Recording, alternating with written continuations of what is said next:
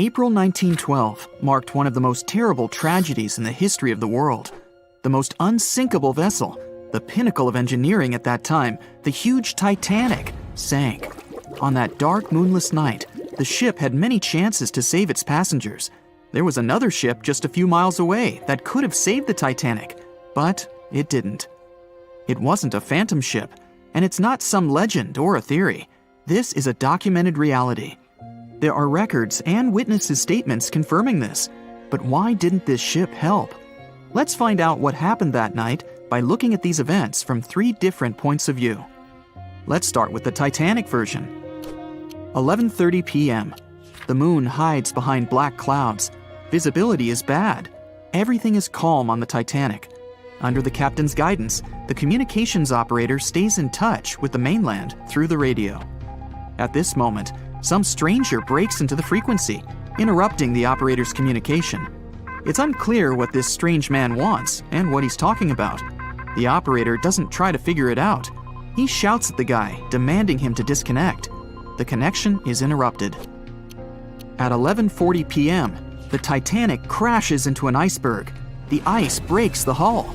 Water begins to flood the lower decks. Nobody is panicking yet. 20 minutes later, at midnight, the ship's crew sends a distress signal through the radio frequency. Few people understand how bad the situation really is. After 20 minutes, at 12:20 a.m., they start lowering lifeboats with passengers. At 12:25 a.m., they receive a response to the distress signal. This is RMS Carpathia. Their captain reports they're already sailing at maximum speed towards the Titanic. But the problem is that the crash site is 58 miles away. This means Carpathia will only be here in 4 hours. At 12:45 a.m., the sinking ship's crew release rockets into the air. These flares are one of the main reasons for the terrible fate of many passengers, but more on that later. 90 minutes later, the Titanic's deck breaks and the ship dives underwater. At 4:10 a.m., the Carpathia finally arrives at the shipwreck location. The crew members make heroic efforts to save all the people. They take 705 survivors on board. At this moment, another ship appears. It's SS Californian. The Carpathia sails towards the New York coast with all the people. The Californian floats in search of passengers and finds nothing but wreckage. The ship was only a few miles away while the Titanic sank into the icy water. The Californian could have saved these people, but did nothing. Its captain, Stanley Lord, made one of the most terrible acts that a sailor can allow. He didn't help a sinking ship. When the world found out about all this, they detested Captain Lord. They couldn't bring charges against him, and the trial didn't punish him. But his career was ruined entirely, as no other ship company would hire him. Despite this, he never confessed he had been guilty. Before he passed away, the captain said it hadn't been his fault. If this was true, then what happened there? This brings us to the Californian version.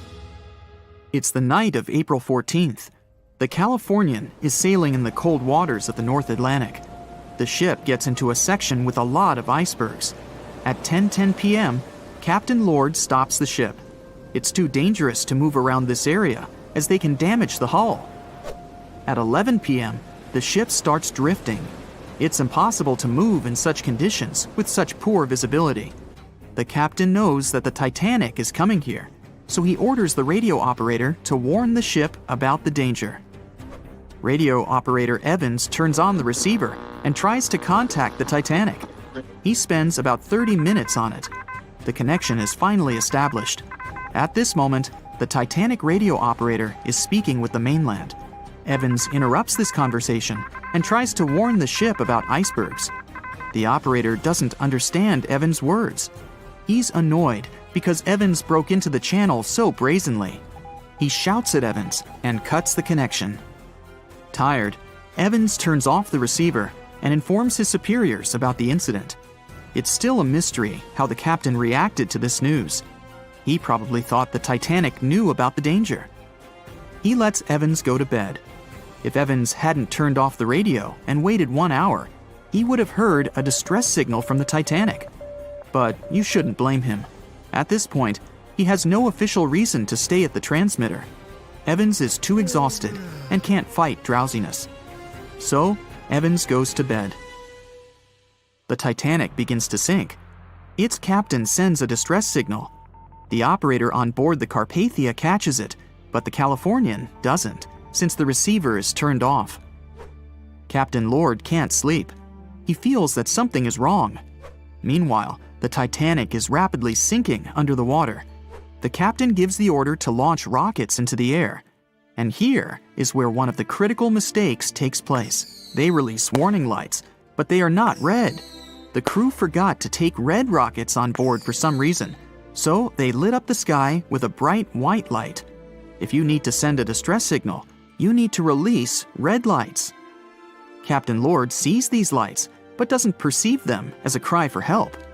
It can't be that there are no standard red rockets on such a massive ship as the Titanic. But, unfortunately, it can. Captain Lord thinks the Titanic is sailing away. Perhaps there is some unknown reason behind those white lights, but he doesn't really know. So, Captain Lord has no idea that the Titanic is sinking. He still decides to contact the ship, but this time, not through radio communication. Captain Lord doesn't wake up the radio operator and sends a signal to the Titanic through a signal lamp. It's important to understand that many old-school captains didn't take radio communication seriously. They didn't understand the value of this technology. That's why Captain Lord doesn't wake up Evans. He sends light signals, but the Titanic doesn't respond. Many survivors later mentioned seeing the flashing lights of the Californian, but there was nothing they could have done. The ship's crew doesn't hear their cries for help. At 2:20 a.m., the Titanic completely goes underwater. A little more than 2 hours later, radio operator Evans wakes up and turns the transmitter on. He hears many rescuers talking about the sunken ship. Evans understands everything. He reports this to the captain. At that moment, the Californian immediately heads to the wreck site. They meet Carpathia there. With the survivors on board, it sails towards New York. The Californian stays sailing and looking for people. They find nothing but wreckage. The Californian returns to the mainland. The news about the ship that could have saved the Titanic is spreading all over the country. The trial begins. Captain Stanley Lord and the crew tell their version. They say their ship had been standing still. Many people don't believe them, and some of the surviving passengers claim to have seen the Californian sailing by. Still, the judge declares them innocent. 1962. Captain Stanley Lord is a very old man. He calls a notary to confess something. The captain makes his last remark about this case. He swears he's not guilty. But if it wasn't the Californian sailing past the Titanic at that moment, then what? The Samson theory could answer that question for us. The sealing ship Samson is sailing in the cold waters of the North Atlantic. The crew aren't sleeping. They carefully study the surroundings, but not because they're afraid of icebergs. They're scared of meeting with the U.S. Coast Guard. The Samson ship's crew catch seals, which is illegal. At 12:45 a.m., Samson's captain sees white signal rockets. The team is sure it's the Coast Guard. They turn off the lights and sail away. It's dark, so they don't notice the sinking Titanic. They return to the coast of Iceland and hear about the disaster. They realize they have abandoned the drowning passengers.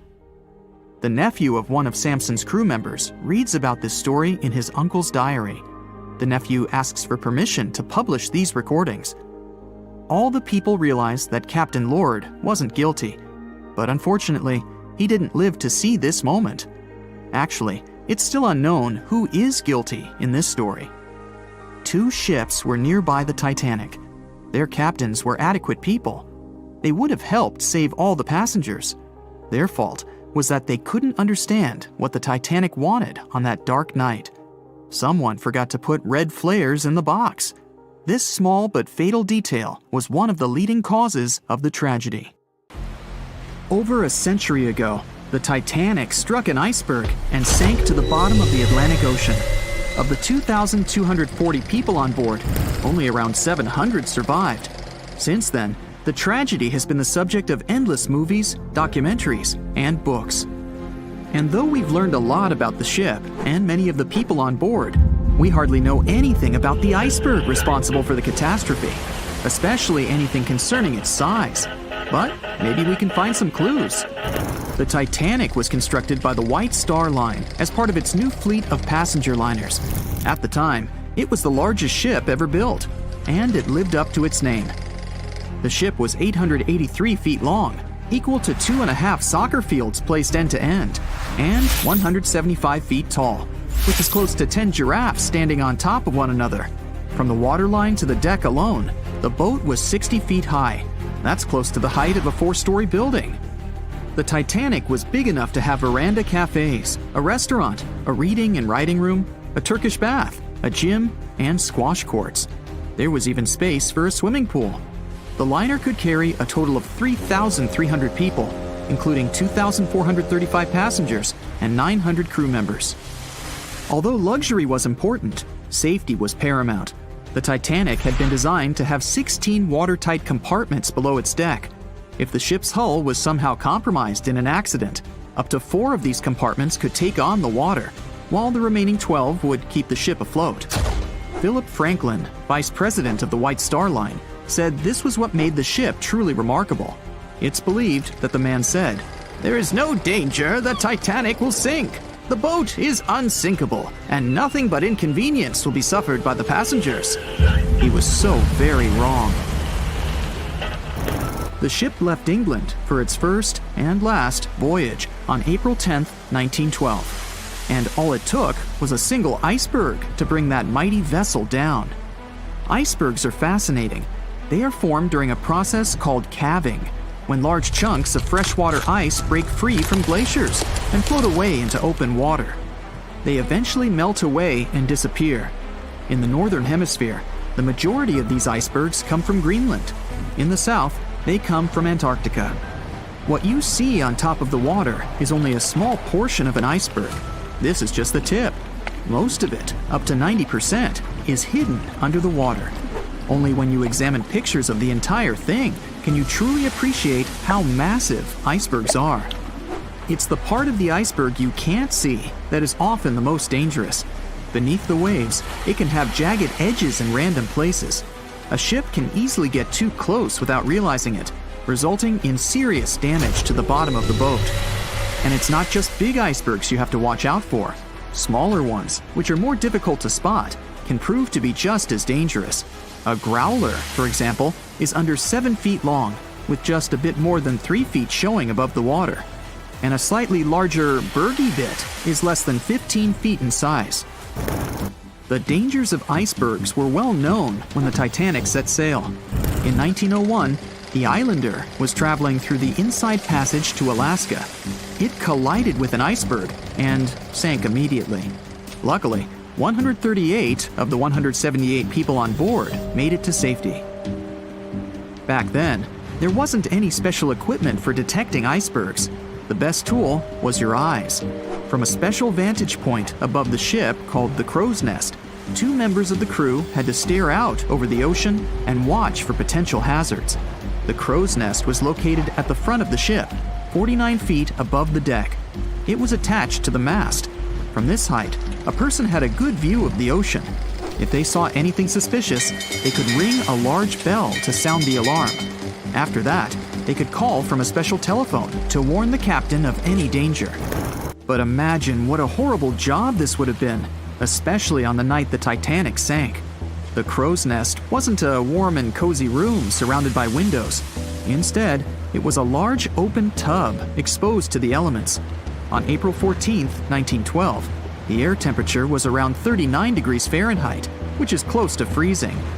With the ship moving at about 23 knots, more than 26 miles per hour, the sailors must have felt that frigid cold air pressing against any exposed skin.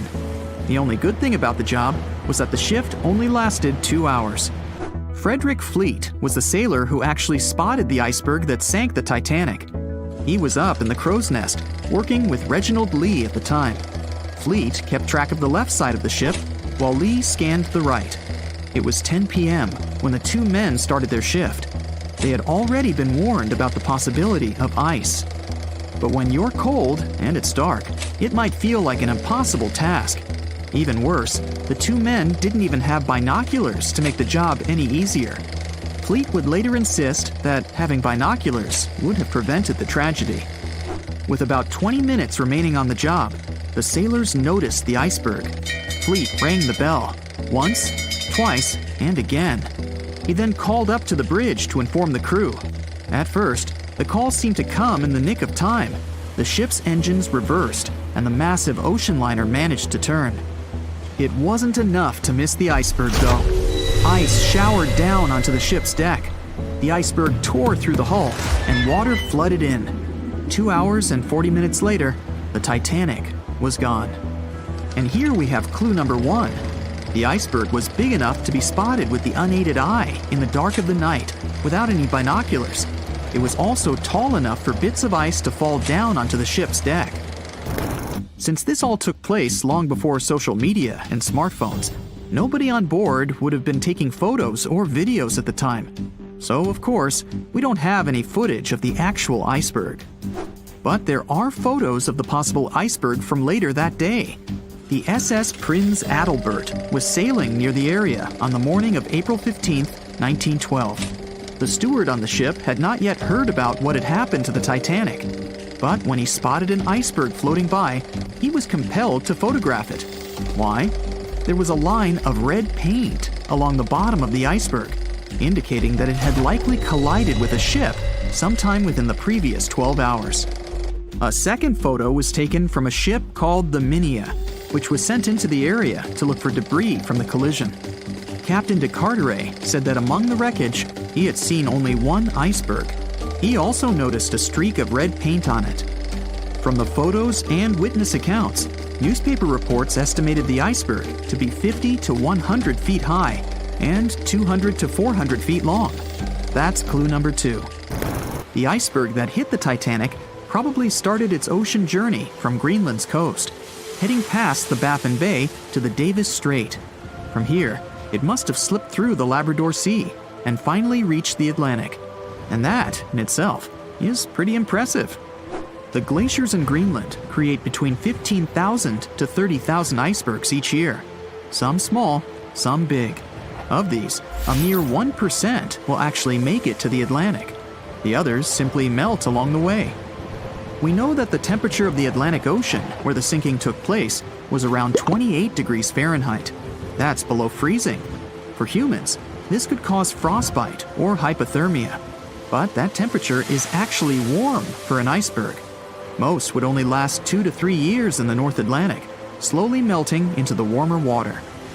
Based on this, it's likely that the Titanic's iceberg left Greenland in 1910 or 1911 and was fully melted by late 1912 or 1913. But since it did make it to the Atlantic and managed to cause significant damage to the ship, we have clue number 3.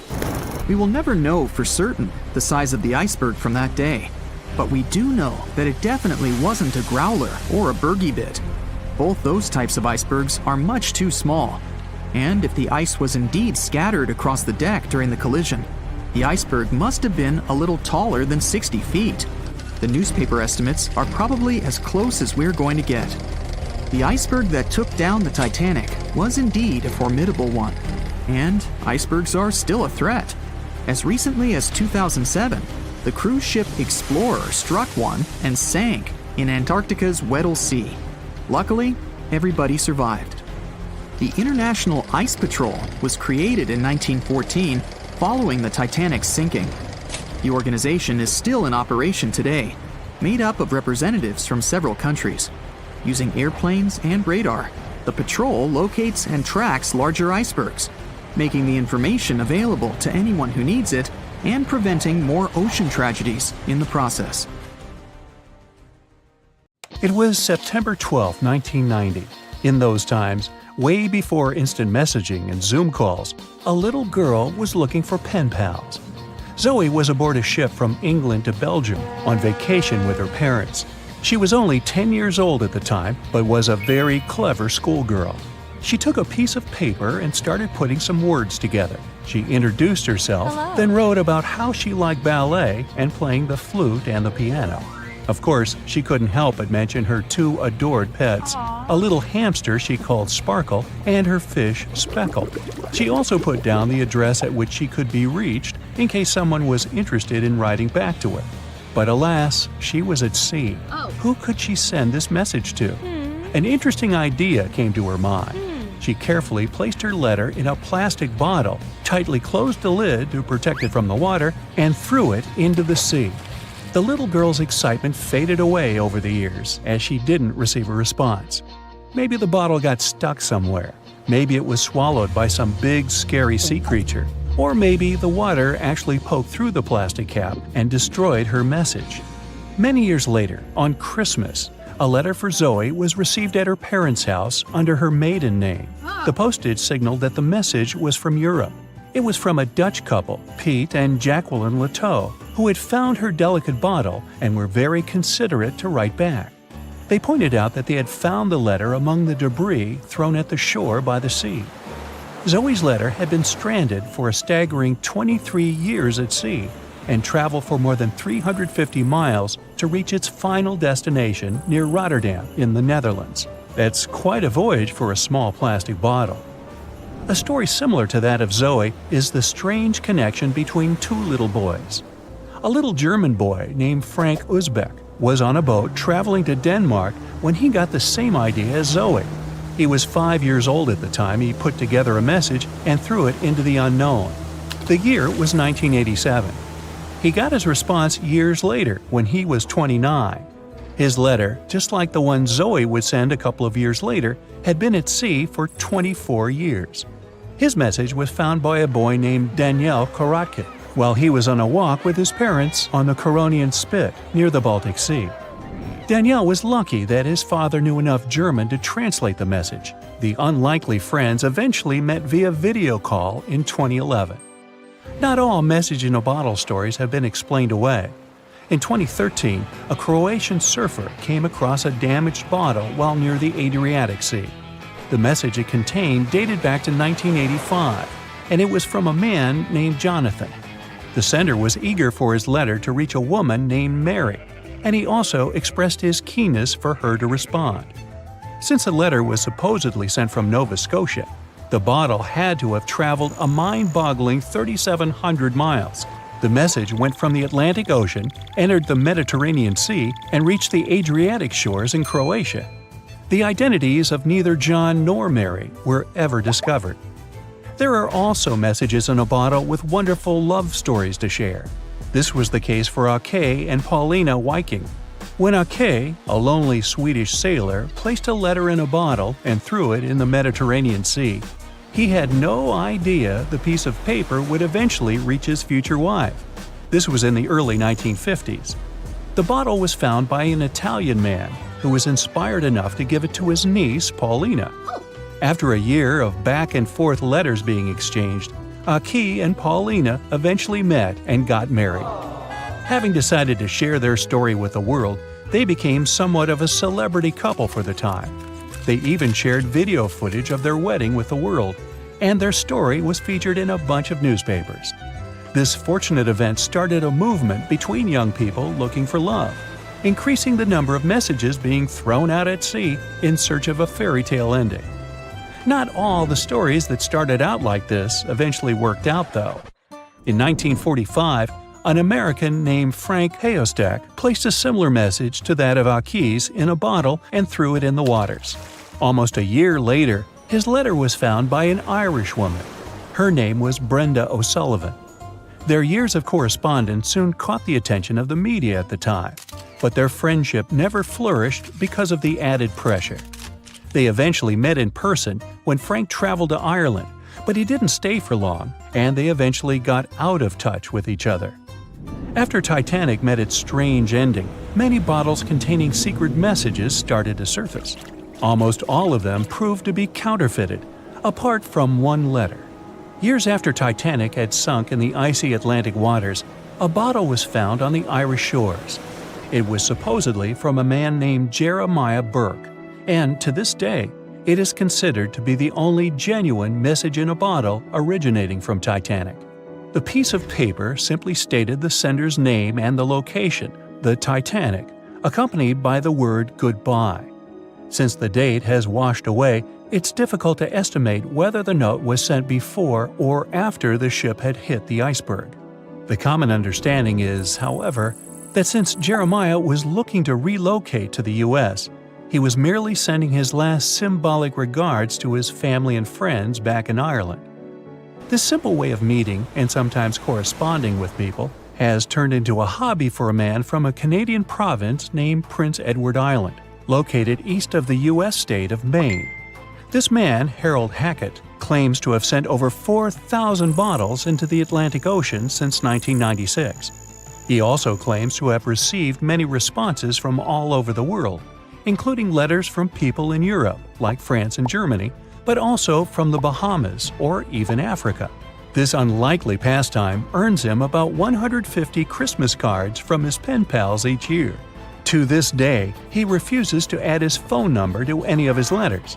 This way, he ensures that if people ever want to contact him, the only means of doing so is via a written letter. He's also studied the best times to send the messages in the water based on the direction of the winds and the currents. Now, some bottles spend a whole lifetime at sea after being cast away by their sender.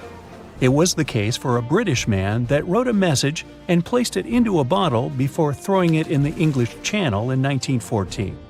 His name was Thomas Hughes, and he wanted to direct the message to his wife, but was polite enough to write a letter to whoever got their hands on the bottle first, asking them to redirect the piece of paper accordingly. The bottle didn't reach his wife, since it was found 85 years later on the Essex coast. The man that stumbled upon the bottle was kind enough to reach out to the family and place the message in possession of Thomas's daughter. And 85 years isn't the longest time for a small bottle to be cruising the waves. A scientist named Hunter Brown was studying currents in the North Sea when this idea came to his mind. He placed the same message in almost 2,000 bottles and requested the unlikely recipient that they write back with the location of their discovery. He thought this method would help him better understand the layout of the North Sea currents. A bottle was found about 11 miles from its original departing location after 97 years. To this day, more than 300 of the original bottles relating to Hunter Brown's project eventually made it to the shore. Not all of the messages that were found in bottles got replied to via physical letters. Oliver van de Walle threw a bottle containing a letter on the English coast while he was on vacation with his family. He was 14 at the time. 33 years later, a woman reached out on Facebook claiming she had gotten his message and tracked him down through his social media profile. At first, he hardly remembered having placed the letter in the bottle, but he eventually recounted the events, even the fact that he sealed the bottle with candle wax to make sure it was leak-proof. And then there's Christina Aguilera and her bottle. No wait, hers is about a genie in a bottle. Okay, never mind. Staying in the water that's 70 degrees Fahrenheit for a long time definitely won't do your health any good. A water temperature of 50 degrees Fahrenheit is a nightmare.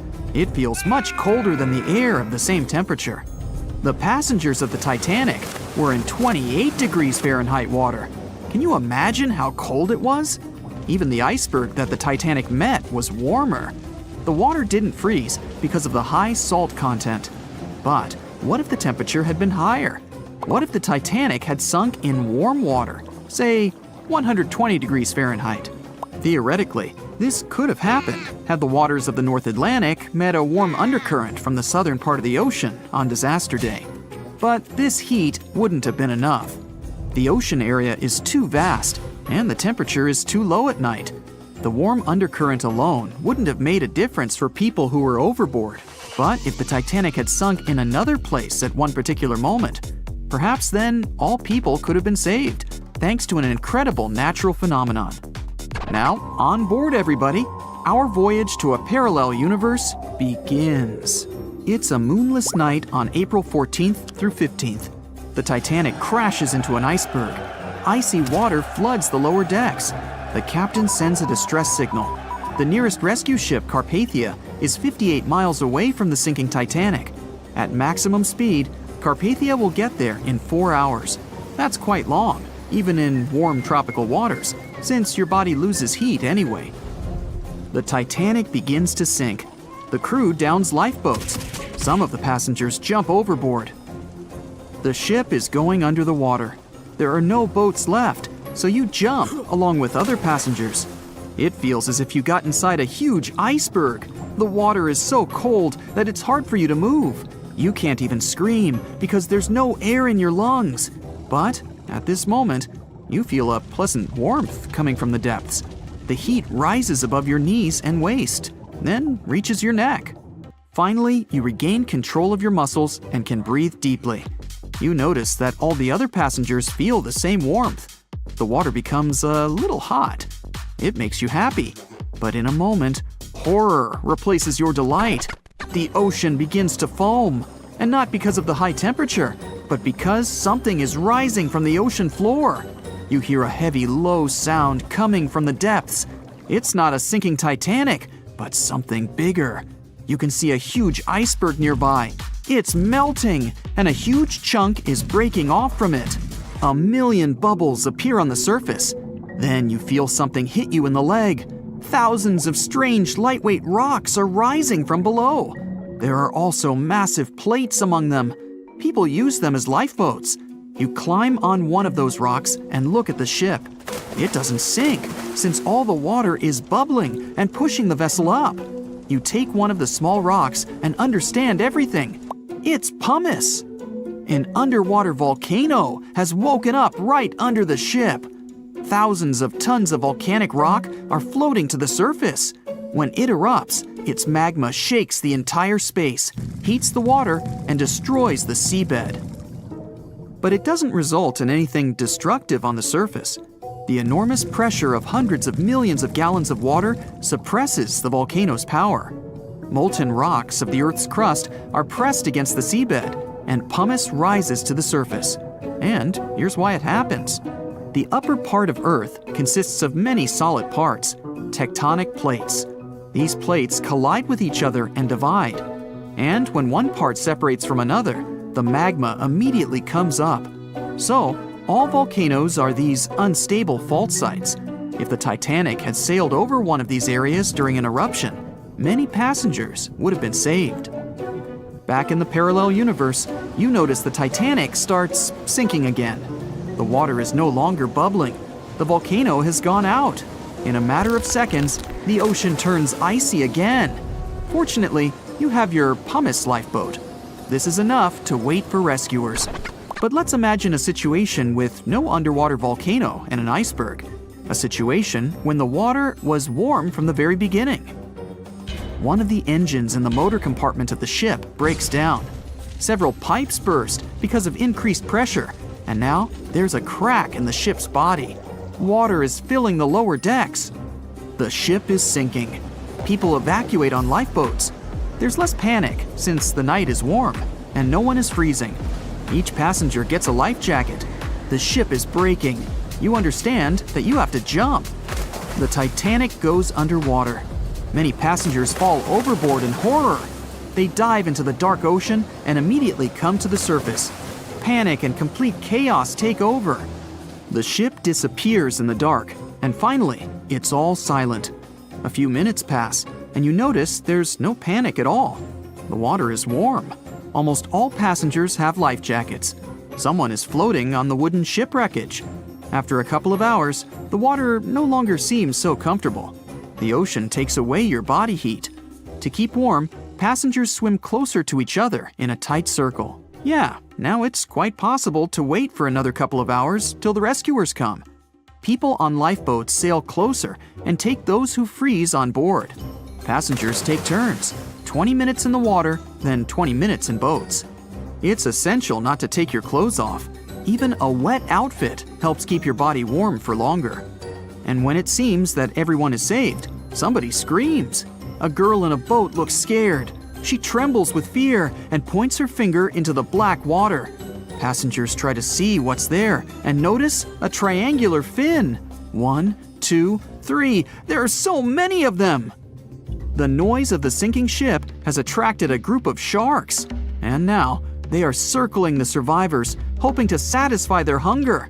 They're swimming slowly. It doesn't look like they're going to attack.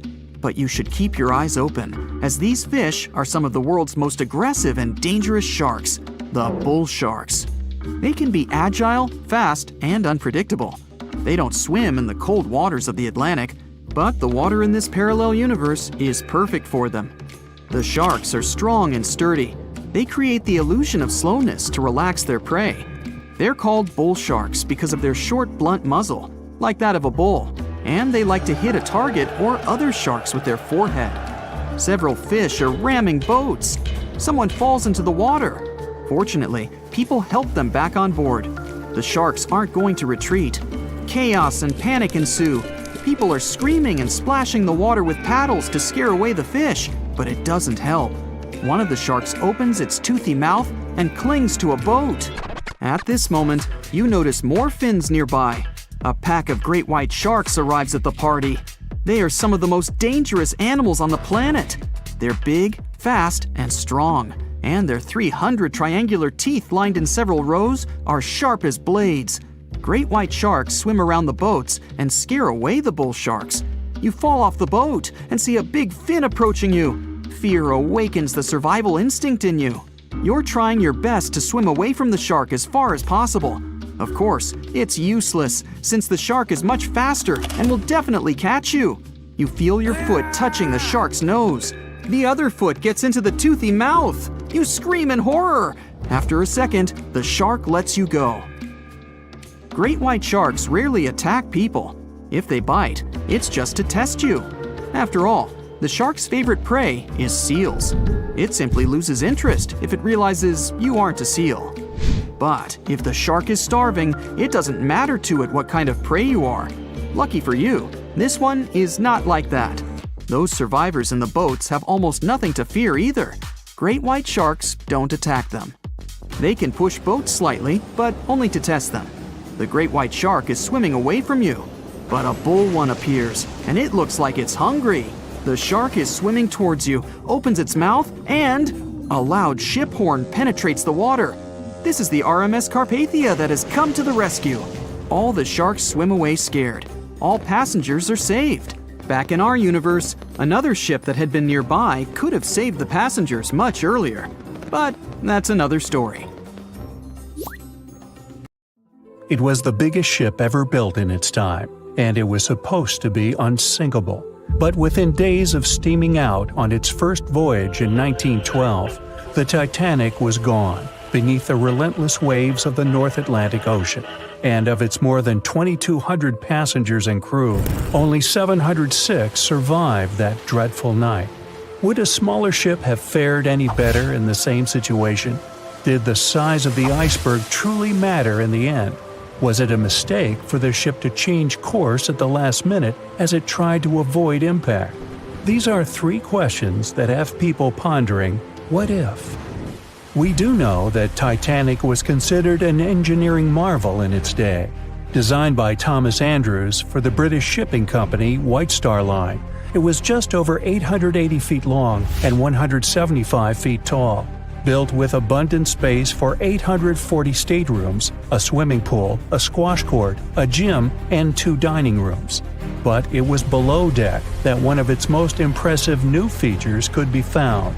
Titanic's hull was divided into 16 compartments designed to be watertight. Up to 4 of these compartments could take on water in the event of a breach, with the remaining 12 helping to keep the damaged ship afloat. It was thanks to these compartments that the ship was regarded as unsinkable. Rumor has it that Philip Frank, White Star Line's vice president, even declared, "There is no danger that Titanic will sink. The boat is unsinkable, and nothing but inconvenience will be suffered by the passengers." On April 14, 1912, that proved to be mistaken when Titanic struck an iceberg. As ice ripped along the ship's hull, several of those watertight compartments ruptured. It took only 2.5 hours for Titanic to sink. Did the size of the iceberg that hit Titanic seal its fate? Would a bigger or smaller iceberg have made any difference? Icebergs come in a wide variety of shapes and sizes. They are pieces of ice that have broken away from glaciers or ice shelves in the Arctic and Antarctic, and are now wandering across the ocean until they eventually melt. One of the tallest icebergs ever found would have easily dwarfed Titanic. Discovered in 1957, it was 550 feet high. That's close to the height of the Washington Monument. Imagine ramming into something that big. Smaller icebergs, though, can turn out just as dangerous. Some are the size of houses and called bergy bits. Others, closer to the size of a car, are called growlers. These can be much harder for ships and boats to locate, making them more difficult to avoid. And, though smaller, they can produce a lot of damage when hit. It's also critical to recall that icebergs are always bigger than they seem, with the majority of their mass lurking below the ocean surface. In fact, over 80% of an iceberg's volume is underwater. Most of its sharp, jagged edges cannot be seen. Roam too close, and you risk damaging your ship's hull. Because Titanic had little notice of its impending doom, a smaller iceberg, struck at the same angle, could still have been enough to bring that mighty ship down. Now, it's possible that had the iceberg been larger, it would have been spotted sooner. Titanic might have had time to alter course and avoid the impact. But missing that one iceberg would not have guaranteed Titanic's safety. It was traveling in a dangerous stretch of the Atlantic called Iceberg Alley. It's located 250 miles east and southeast of Newfoundland, Canada. Behind one iceberg, there could be another, and another after that. And so the crew on board had to remain very attentive to avoid several potential collisions, not just one. A smaller ship might have been better suited for the trip. Titanic's size was certainly a challenge when it came to steering.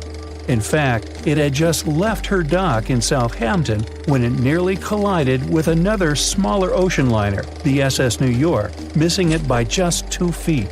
The gigantic steamship was obviously not made for maneuvering quickly in tight quarters. A ship that size required time and space to change course. But when it comes to ships versus icebergs, a ship's size doesn't always matter. The Islander was a steamship designed to travel the Inside Passage in Alaska. In the summer of 1901, it struck an iceberg, which tore a hole in the front portion or bow of the ship. The vessel did not sink right away, and the crew tried to steer it to safety. Ultimately, its bow completely submerged, and its stern was lifted up and out of the water. It didn't take much longer before the ship sank completely. Of the 168 passengers and crew members, 128 survived, and $3 million in gold was lost. Islander had a 240-foot hull, making it almost a quarter of the size of Titanic, and that smaller size didn't seem to be much help in preventing a collision with an iceberg. And then there was the Hans Hedtoft in 1959. Also known as the Little Titanic or the Danish Titanic, it was referred to as the safest ship afloat. It was 272 feet long with 95 people on board. Much like the real Titanic, the Hans Hedtoft was specifically engineered to handle most of what the sea could throw its way. Along with its double steel bottom, it also had an armored bow and 7 watertight compartments. How could such a ship sink? But it could, and it did. It was on its first voyage, returning to Copenhagen, when it ran into trouble. On January 30th, it hit an iceberg. An SOS was sent, but when the Johannes Cross arrived to help, the Hans Hedtoft was nowhere to be found. The only evidence of the ship's existence was a lifebelt that was washed ashore in Iceland 9 months later. Again, the ship's smaller size didn't work in its favor. A smaller size of Titanic wouldn't have guaranteed a safe voyage in 1912. The final what-if concerns the last-minute choice when the iceberg was spotted and the alarm sounded. First, Titanic could attempt a complete stop, but this wasn't an option as the ship needed a half a mile to come to a halt, and the iceberg was a mere 900 feet away. Second, the Titanic could attempt to avoid the iceberg by steering away from it. This is what the captain ordered, but the attempt was unsuccessful, resulting in a deep gash across the ship's hull. The final option? To hit the iceberg head-on. Would this have made any difference? The answer is an intriguing maybe. Some think a head-on collision would have saved Titanic. In this scenario, the collision would have limited the damage to the very front of the ship. Instead of the iceberg tearing through the hull and compromising several of the watertight compartments, only 4 of the compartments would have been breached. This meant the others could do their job of keeping Titanic afloat. The ship could be stuck, unable to move, but it would remain above water until help arrived. This would provide a ship like Carpathia enough time to reach the scene of the accident and bring the people on board to safety. One of the Titanic's designers, Edward Wilding, made a similar claim during an inquiry into the sinking. He argued that most people would have survived a head-on crash, and that Titanic itself would not have sunk. Others disagree, though. First, the special bulkheads on Titanic were designed specifically to protect the ship against collisions with other vessels, not with icebergs. These compartments would crumple upon impact, absorbing some of the force while the other ship absorbed the rest. Though the damage would still be extensive, the remaining bulkheads would keep the ship afloat. But an iceberg does not have the same flex in a collision as you would experience with another ship. Most of the force would be absorbed by Titanic, resulting in greater damage to the ship. Even worse, the impact would be carried through the full length of the ship. Rivets would burst, seams would tear, the compartments would quickly flood, and the ship would sink even faster, resulting in fewer survivors. In any case, as with most what-ifs, we'll never really know the answer. As tragic as Titanic's first and last voyage was, it did result in changes that helped make venturing out to sea much safer. Findings from hearings on the disaster led to the creation of the International Ice Patrol, or ICC, in 1914, an organization that tracks icebergs in the Atlantic and Arctic Oceans to ensure vessels in the area can avoid them. In the U.S. and Britain, ships were obligated to carry enough lifeboats to accommodate every person aboard. Regular lifeboat drills were made mandatory. And finally, the bulkheads on ships were made higher to keep water out, and bottoms were stretched to create double hulls, helping make the compartments truly waterproof. There's no denying that Titanic was a terrible tragedy, but the lessons learned from that night to remember has helped prevent many more. It was the start of 1912. A giant chunk of ice broke off a glacier in southwest Greenland. The ice was made up of snow that had fallen thousands of years before the event, perhaps as far back as when mammoths still roamed the earth. The iceberg started its journey. It was a huge thing, more than 1,700 feet long and weighing over 75 million tons. It was also a very peaceful chunk of ice. It steered clear of ships and busy transport routes. And then, it somehow floated much further south than other bergs did. Our iceberg was lucky. Others melt long before they get to these low latitudes. Out of up to 30,000 icebergs that drift away from Greenland's glaciers, only 1% ever make it all the way to the Atlantic. Even after melting into the water for months, this massive block of ice was still almost twice as heavy as the Golden Gate Bridge. The iceberg's top part was towering 10 stories over the ocean's surface. Several days before our iceberg made it to the Atlantic Ocean, a magnificent ship left port. It was a luxury liner carrying more than 3,000 passengers and crew members. At that time, it was the largest ship ever built. It was the Titanic. The collisions happened on April 14th, when the ship was in the North Atlantic, 370 miles away from Newfoundland. Unable to divert its course, the ship ruptured at least 5 of its hull compartments. They started to fill with water at an alarming speed. The Titanic's compartments weren't capped at the top. That's why the water spilled over and started to flood each succeeding one. The front of the ship began to sink, causing the back part to lift vertically into the air. And then, with a deafening roar, The liner broke in half. The rest is history. But what happened to the iceberg after that? On April 15th, the German ocean liner SS Prinz Adalbert was sailing through the North Atlantic. It was traveling a few miles away from the place where the Titanic had sunk several hours prior. The German ship's chief steward, who hadn't learned about the disaster yet, saw an iceberg. What drew his attention was a large streak of red paint going along the iceberg's base. Surprised, the man took a photo of his discovery. He thought the paint meant a ship had hit the iceberg within the past 12 hours. The next person who saw the iceberg and took another photo of it was the captain of a vessel laying deep-sea telecommunication cables. The ship was sent to help in the area where the Titanic had sunk. The captain later claimed the iceberg he'd seen had been the only one in that area, plus the red paint. It wasn't difficult to connect the dots. In 2015, one of these photos sold at auction for over $32,000. And still, experts are unsure whether the image really shows the infamous block of ice. It might be a simple iceberg that had been floating nearby at that time. The great unsinkable ship was gone, sunken to the bottom of the North Atlantic, where it remains to this day. But the iceberg continued on its way, perplexing a few witnesses and slowly melting into the surrounding water. It would vanish completely before the end of the year. At 11:40 p.m., the Titanic made contact with an iceberg in the North Atlantic Ocean. Many artifacts were found and restored, like parts of the ship, jewelry, and dining plates, to name a few. It took approximately 3 hours for the ship to be completely submerged in the remote icy water.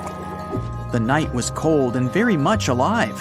The orchestra was playing music as they enchanted the guests on board. Everyone was excited to arrive in America. It was still considered an amazing feat for a ship to cross the Atlantic back in 1912. But as the day went ahead, there was an atmosphere of impending doom for the captain and his crew. No one else felt it, though. It seemed to them nothing could possibly go wrong, and this would just be another regular night.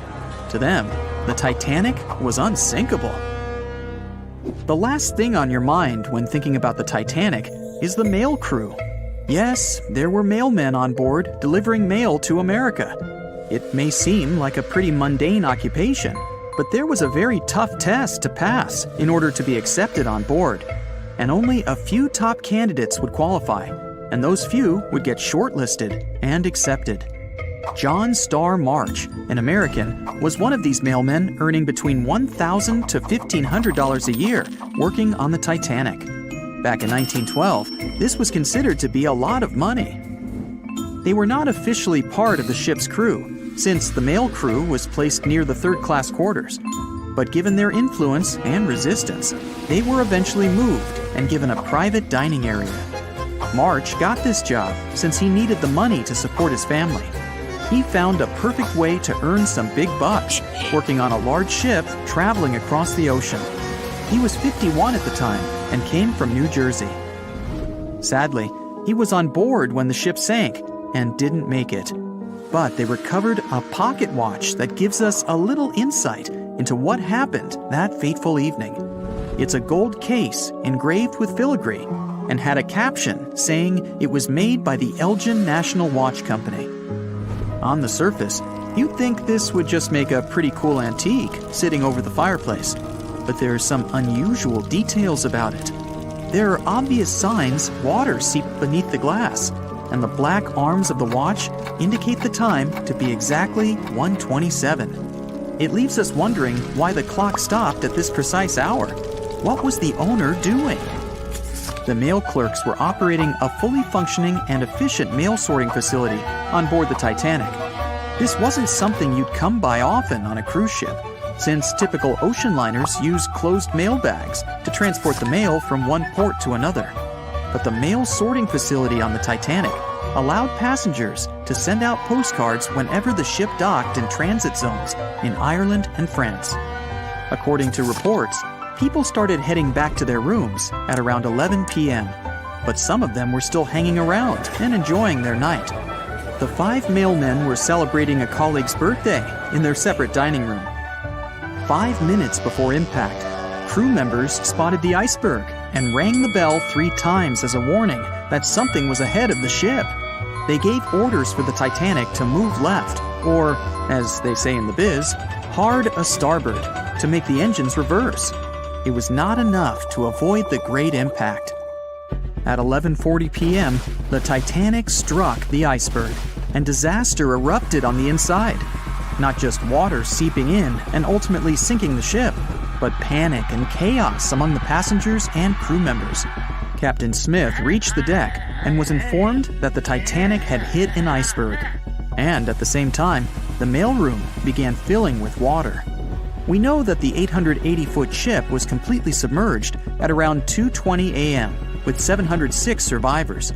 The time between the impact and the sinking was really eventful. At midnight, they started getting the lifeboats ready for the passengers to evacuate. Orders were given for women and children to board the safety boats with some crewmen to guide and operate them. The problem was that the 20 safety boats available could only host 1,178 people out of the total of more than 2,200 passengers on board. March and his colleagues began sorting out the mail. There was chaos in directing and ordering around. With each second passing, icy cold water was filling the ship. 15 minutes after midnight, Captain Smith ordered his crew members to send out a distress signal. Even though SOS was established earlier than the Titanic, many others used CQD. The CQ stands for General Call, and the D is Distress. The Frankfurt was too far away to help, even though it was one of the first to respond. Even the Titanic's sister ship, the Olympic, responded, but it also was too far away. At 12:20 a.m., the Carpathia received the urgent message and redirected from its original course to help them out, even though they were 58 nautical miles away. Although this was some relieving news, the water kept seeping in at an alarming rate.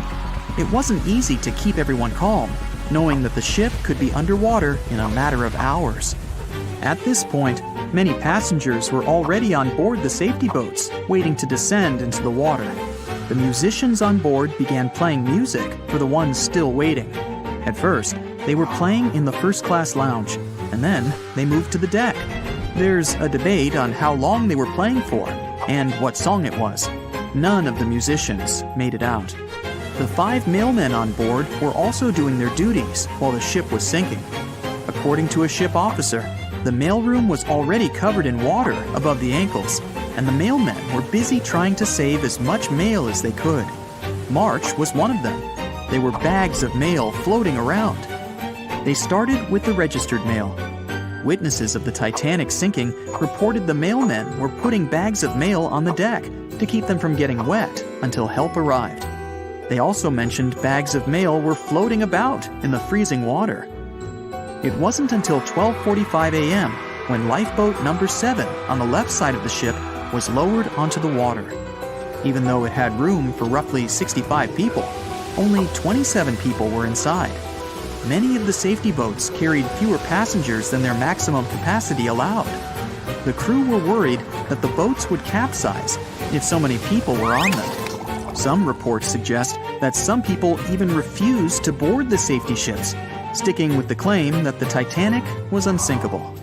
At the same time, they fired up one of the 8 distress rockets in the air, but it didn't get them any help. At 12:55 a.m., the second and third safety boats were descended to the waters with 2 male passengers jumping on board. 5 minutes later, another safety boat was lowered with around 39 people. At this point, water entered the base of the grand staircase. In the next 20 minutes, more safety boats were lowered, most of them underloaded. Still no help. The Carpathia was still on the way. Panic was growing, and tensions were rising. There was a lot of anger for people being left behind. At around 1:30 a.m., things were getting out of control. The organized boarding of passengers to the safety boats stopped. March's watch stopped 3 minutes earlier, which could mean he was part of the scuffle between crew members and passengers. It took 3 hours for the Carpathia to arrive. March wasn't among the survivors. His watch proved to be one of the essential findings lost in the wreckage of the Titanic. It was eventually returned to March's two daughters, and now it's in one of the collections of the National Postal Museum. March was a man who did what he had to do in the worst circumstances. Time was a precious commodity for the people on board the ship, and this watch proved valuable to learn more about the tragic yet inspiring stories of the Titanic. On the night of April 14th to 15th, 1912, the most modern and unsinkable ship collided with an iceberg and sunk. And it was incredibly scary. Just imagine a huge cruise ship, several times the size of the Statue of Liberty, crashing into a massive chunk of ice and sinking. It's dark and cold. All you can hear is the rumbling and grinding of breaking metal and wood. All that surrounds you is the icy waters of the endless Atlantic Ocean. There's almost no connection with the outside world. There are no phones or internet. Nobody else on the whole planet knows that the ship is sinking. It's a real nightmare. But the most shocking thing is that the people who were on the Titanic that day didn't panic. They were calm, maybe a little worried, but there was no fear on their faces. To understand why they weren't afraid during one of the biggest disasters of the 20th century, you need to see what was going on through their eyes. So, you're a passenger on the infamous ocean liner. Your cabin is located on one of the top decks of the ship. You've just had a great time with your friends at dinner. Now musicians are playing a beautiful melody. Waiters are serving dessert. You go out onto the deck and enjoy the tranquility of the mighty ocean. At this moment, you feel an incredible sense of security and comfort. You're proud that you're one of the first people in the world to travel on the most high-tech ship on the planet. You go to bed in your cabin and wake up because a crew member gently knocks on your door and asks you to go to the deck. There's some kind of issue, but there's no reason to panic. No problem. You'll be happy to go out and take a look at the night sky. The moment when the ship collided with the iceberg felt like nothing more than a slight push, and some passengers didn't even hear it. They realized that something was wrong only when stewards knocked on their doors and asked them to go outside. You're on the deck. There are already a lot of people here. Everyone is more or less calm. Passengers are talking about what might have happened. Listening to the conversations around you, you figure out that the ship is supposedly sinking. The idea seems like nonsense to you, but even if it is true, all passengers will be evacuated in lifeboats anyway. At that time, people didn't know there were half as many rescue boats as needed. Passengers were sure that everyone would be saved. Evacuation begins. Women and children go first. No one panics or tries to get into a boat before it's their turn. All men behave gentlemanly and help crew members to evacuate women. One passenger wants to get into the boat with his wife, but it's not because he's afraid to stay on the Titanic. He's just worried. It seems to him that it's less safe in the boat than on the giant liner. He doesn't want to leave his wife alone, but the crew members explain the situation to him, and the man retreats without any resistance. They begin to launch flares into the air. No one pays any attention to this. Everyone thinks this is a standard procedure for a ship breakdown.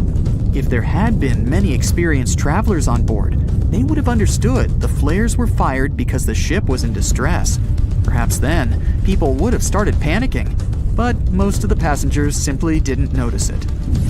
The boats are lowered one by one. People are watching the evacuation, patiently waiting for their turn. There's no pushing or crowding. Nobody is screaming.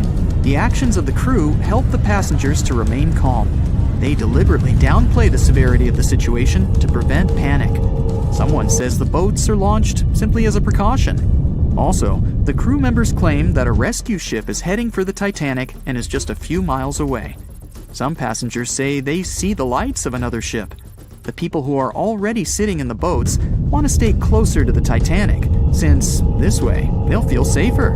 Many passengers simply don't want to believe that something serious is happening. Even when they're told the ship is sinking, they refuse to admit it. How is it possible that the unsinkable ship can sink? But this is how the human mind works. In extreme situations, it refuses to believe that something bad is going to happen now. You don't even want to think about it. One of the passengers says that it seems to her that the danger is exaggerated. She claims that all people will return to the Titanic at any moment. Some passengers are afraid, and still, they don't want to leave the ship. Warm cabins and the safest ship in the world are here. The alternative is the ice-cold ocean and small, unstable rescue boats. Someone refuses to leave the ship because they can't find their baggage. Some passengers carry all their belongings with them. They don't want to leave them on the sinking ship. There are many immigrants on board, and some of them don't even understand English. The crew members can't explain to them what's happening. These passengers misunderstand stewards' instructions during the evacuation. They can't figure out the inscriptions on the evacuation signs. Many passengers are sure there's been some kind of breakdown in the engine compartment. The problem will be solved soon, and the Titanic will continue its journey. People only start to realize the ship is going down when it begins tilting forward, and its rear part starts rising above the water. That's when those around you start panicking. Some jump into the water, others climb into the lifeboats without waiting in line. But in general, there's no chaos and hysteria. And this is despite the fact that there are about 1,500 people on the ship. Scientists claim that some of them never even left their cabins. Those people refused to leave their stuff behind and didn't believe that something serious had happened. During the evacuation, the orchestra is playing. This helps people to keep their cool. They hear music, and it seems to them that everything will be fine. The music keeps playing on the Titanic almost until the very end. At about 2:05 a.m., the crew lowers the last boat with passengers. 15 minutes later, the ship goes underwater. Even after the tragedy, the surviving passengers can't really understand what's happened to them. They remember boarding the boats and moving away from the huge vessel, and they won't forget seeing it go under the water. But even after a while, they still can't realize what a terrible catastrophe they've just experienced. Sometime later, people began to write books about those fateful events. They made documentaries and feature films. The news about the Titanic was in every newspaper. It spread all over the world. In any description of that day, the tragedy looks like a terrible disaster. But those who were there admit they didn't feel all-consuming dread. They just couldn't believe what was happening that day. The tragedy of the Titanic might seem more terrible for people who heard about it than for people who experienced it. Many people around the world refused to go on board large ocean liners after the catastrophe. They were afraid of what could happen to them. At the same time, a lot of passengers who survived on the Titanic continued to travel by other ships. There was a woman who survived 3 shipwrecks, including the Titanic, and she still continued traveling. And what if people tried to raise the Titanic from the sea floor? This happened many years after the shipwreck. Then, the $5 million operation failed. Nylon slings were attached to a large part of the sunken ship. The other ends of the slings were connected to diesel engines. For the entire operation, a mini-submarine was used. A piece of the Titanic, weighing 21 tons, was being pulled up when one of the slings tore. And then, one by one, the other cables began to snap too. The huge piece of the ship fell back to the seafloor. By that time, the participants of the rescue operation had run out of food supplies. And since the nearest shore was quite far away, they decided not to give it another try. April 14, 1912. A cold evening somewhere in the North Atlantic. On board the most modern and unsinkable ship, the Titanic, a dinner is held. 2 well-dressed men are sitting at one of the tables. One of them is a famous British journalist. He tells his interlocutor an interesting and at the same time terrible story. It all started about 1000 BCE in ancient Egypt. At that time, one woman was born in the city of Thebes. No one knew who she was or what she did, but she had a high social standing. Towards the end of her life, she was proclaimed a priestess in the college of Amen-Ra. Her body was embalmed, placed in a wooden casket, and covered with a massive lid bearing the image of a woman and mysterious inscriptions. She was buried in Thebes along with other people of the upper class. The mummy of this woman lay at rest for almost 3,000 years. The burial place had been carefully hidden. Around the first half of the 19th century, a group of locals accidentally discovered the ancient tomb. They disturbed the peace of the priestess. No one knows exactly what happened that day, but the mummy was removed from the casket and disappeared without a trace. A few decades later, a group of 4 wealthy friends from England came to Egypt for a trip across the upper part of the Nile. First, they went to visit the excavations of the Temple of Amen-Ra near the city of Luxor. There, they found the empty mummy case. It depicted the priestess with dark eyes looking into the void. There was something sinister in her gaze. They didn't know who the case belonged to, but they were so amazed by the beauty and energy of that find that they decided to buy it from the locals. The buyer disappeared the same night before the case was delivered to him at the hotel. Some said they'd seen the man leave the hotel and go towards the desert. No one knew why he did it. No one else saw him afterwards. Another man from the same group took the casket. During their return home, one of the friends was seriously injured. After arriving in London, the new case owner discovered the bank where all his money was placed had gone bankrupt. In one day, the man turned from a wealthy businessman into a beggar. A third friend also experienced the sinister influence of the ancient find. He lost his health, job, and eventually even his life in an accident shortly after returning to London. Before going bankrupt, the owner gave the ancient casket to his sister who lived in London. One of the friends of this woman came into the room, saw the Egyptian artifact, and immediately felt the dangerous energy emanating from it. Then the owner's sister gave the case to a famous photographer. He took some photos and was horrified. According to his words, he saw a real priestess with a human face in the photos. She looked at him with an ominous, icy gaze. No one except the photographer touched the film of the camera. No one changed the photo. Shortly after, the photographer mysteriously went missing. From that point, the story becomes vague. According to one version, the owner's sister gave the artifact to the British Museum. The man who transported the case passed away soon after, and his assistant got into a terrible accident. Another version says that the item from the Egyptian tomb was bought by a rich businessman. After that, 3 members of his family also had an accident, and his house burned down. Convinced the mummy case was cursed, he gave it to the British Museum. The interlocutor listens to the story with such interest that he forgot about dinner, which has gone cold. "How did you know all this?" he asks. The journalist replies he has been studying everything related to the mummy and its owners for several months. He found evidence of all the accidents and put together the full picture. "So, what happened next?" the interlocutor asks. It seems the mummy case should find peace in the museum. The priestess was surrounded by other kings and queens from different times. However, there was no peace. Scientists and ancient languages experts tried to decipher the symbols on the case. They found out that most of the inscriptions meant curses and misfortunes addressed to those who'd dare to disturb the peace of the priestess. Every night, the guards and museum staff heard the knocking coming from the mummy case. The knocking was accompanied by crying and screaming. Also, someone scattered other exhibits all over the hall every night. Everyone soon came to believe that the priestess's spirit continued to use magic forces. Then, one private collector became interested in the case. He bought it from the museum, not for his collection, but to try to expel the spirit of the mummy from the artifact. It's not known in what ways he tried to do this, but he failed. Then, he managed to sell the mummy case to a rich American archaeologist. That guy decided to move the mummy to New York. And what? What happened next? The interlocutor asks with interest. "That's it.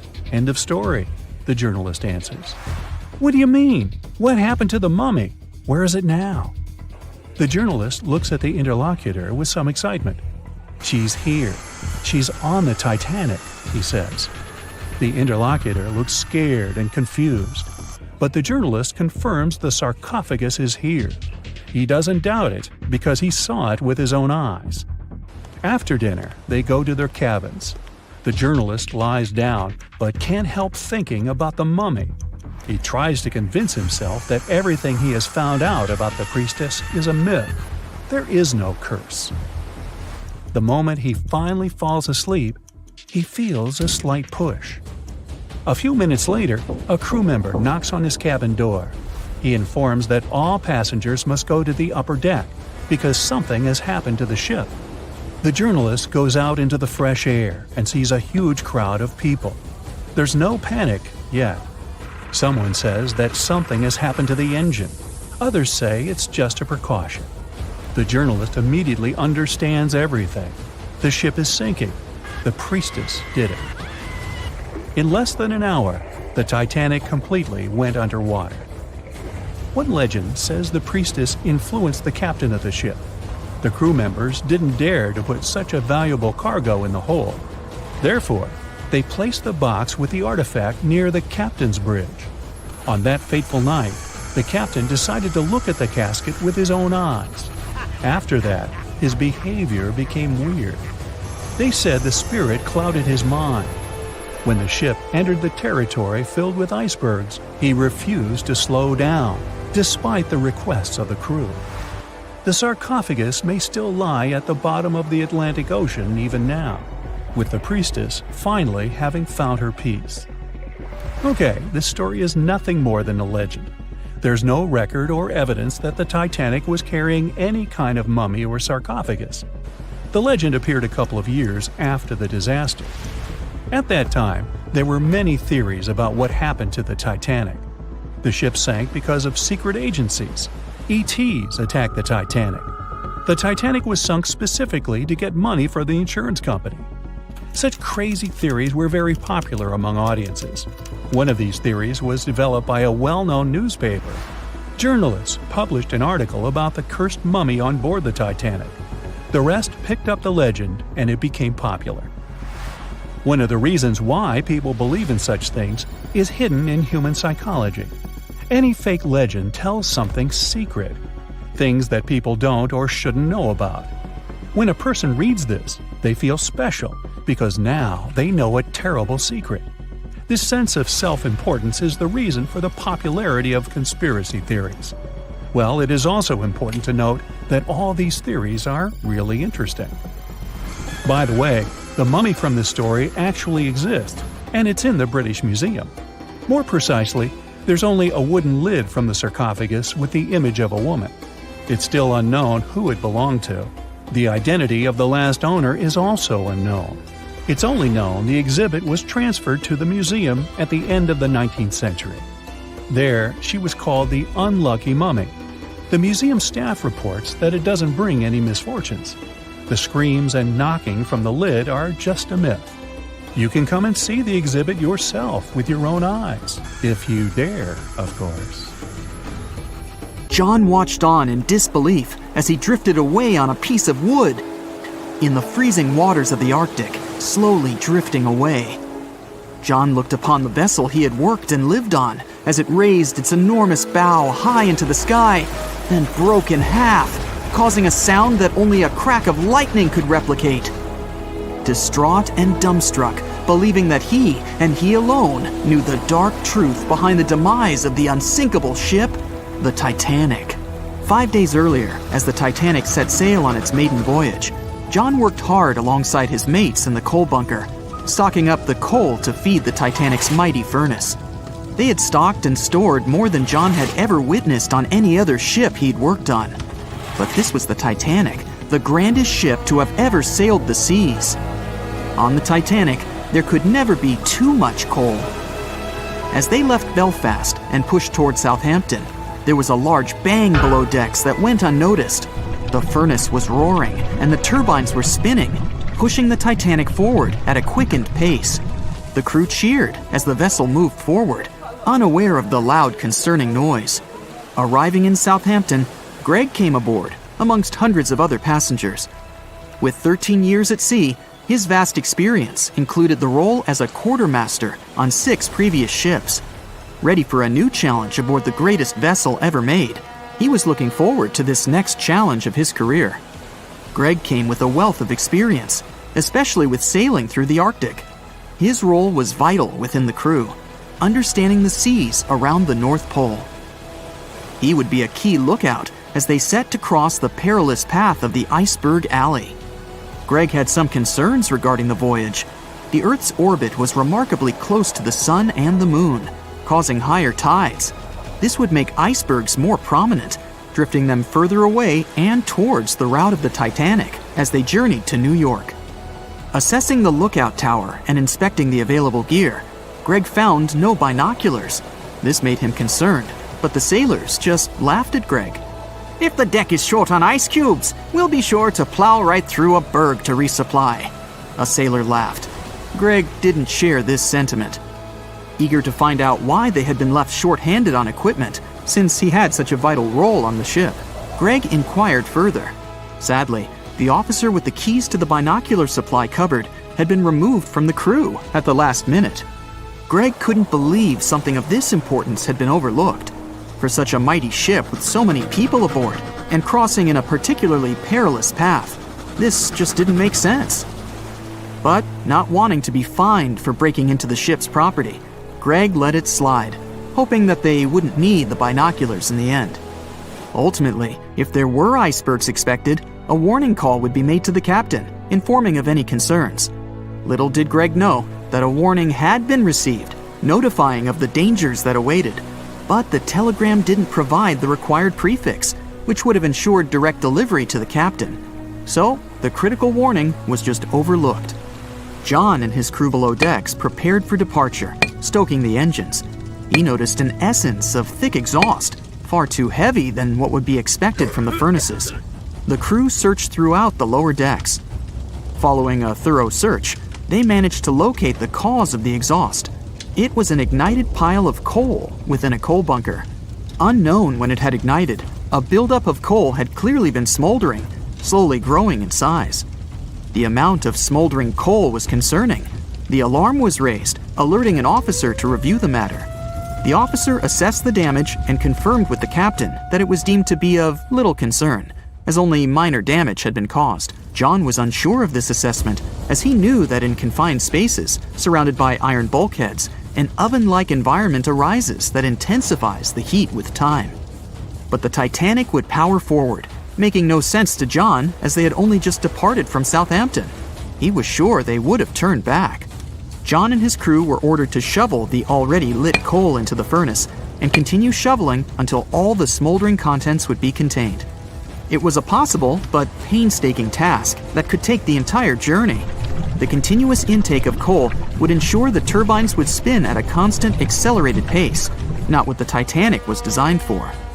It was meant to be a luxurious passenger liner and not for breaking speed records.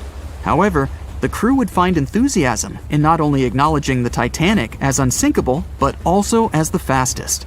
John and his crew continued to shovel the coal into the furnace for several days.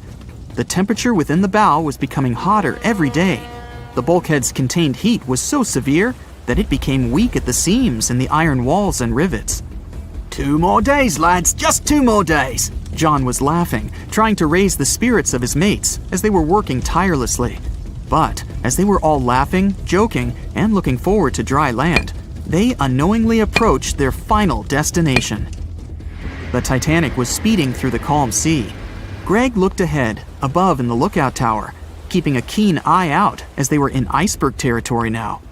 Even though the way seemed clear, false horizons could occur, creating confusion about how far objects in the distance truly were.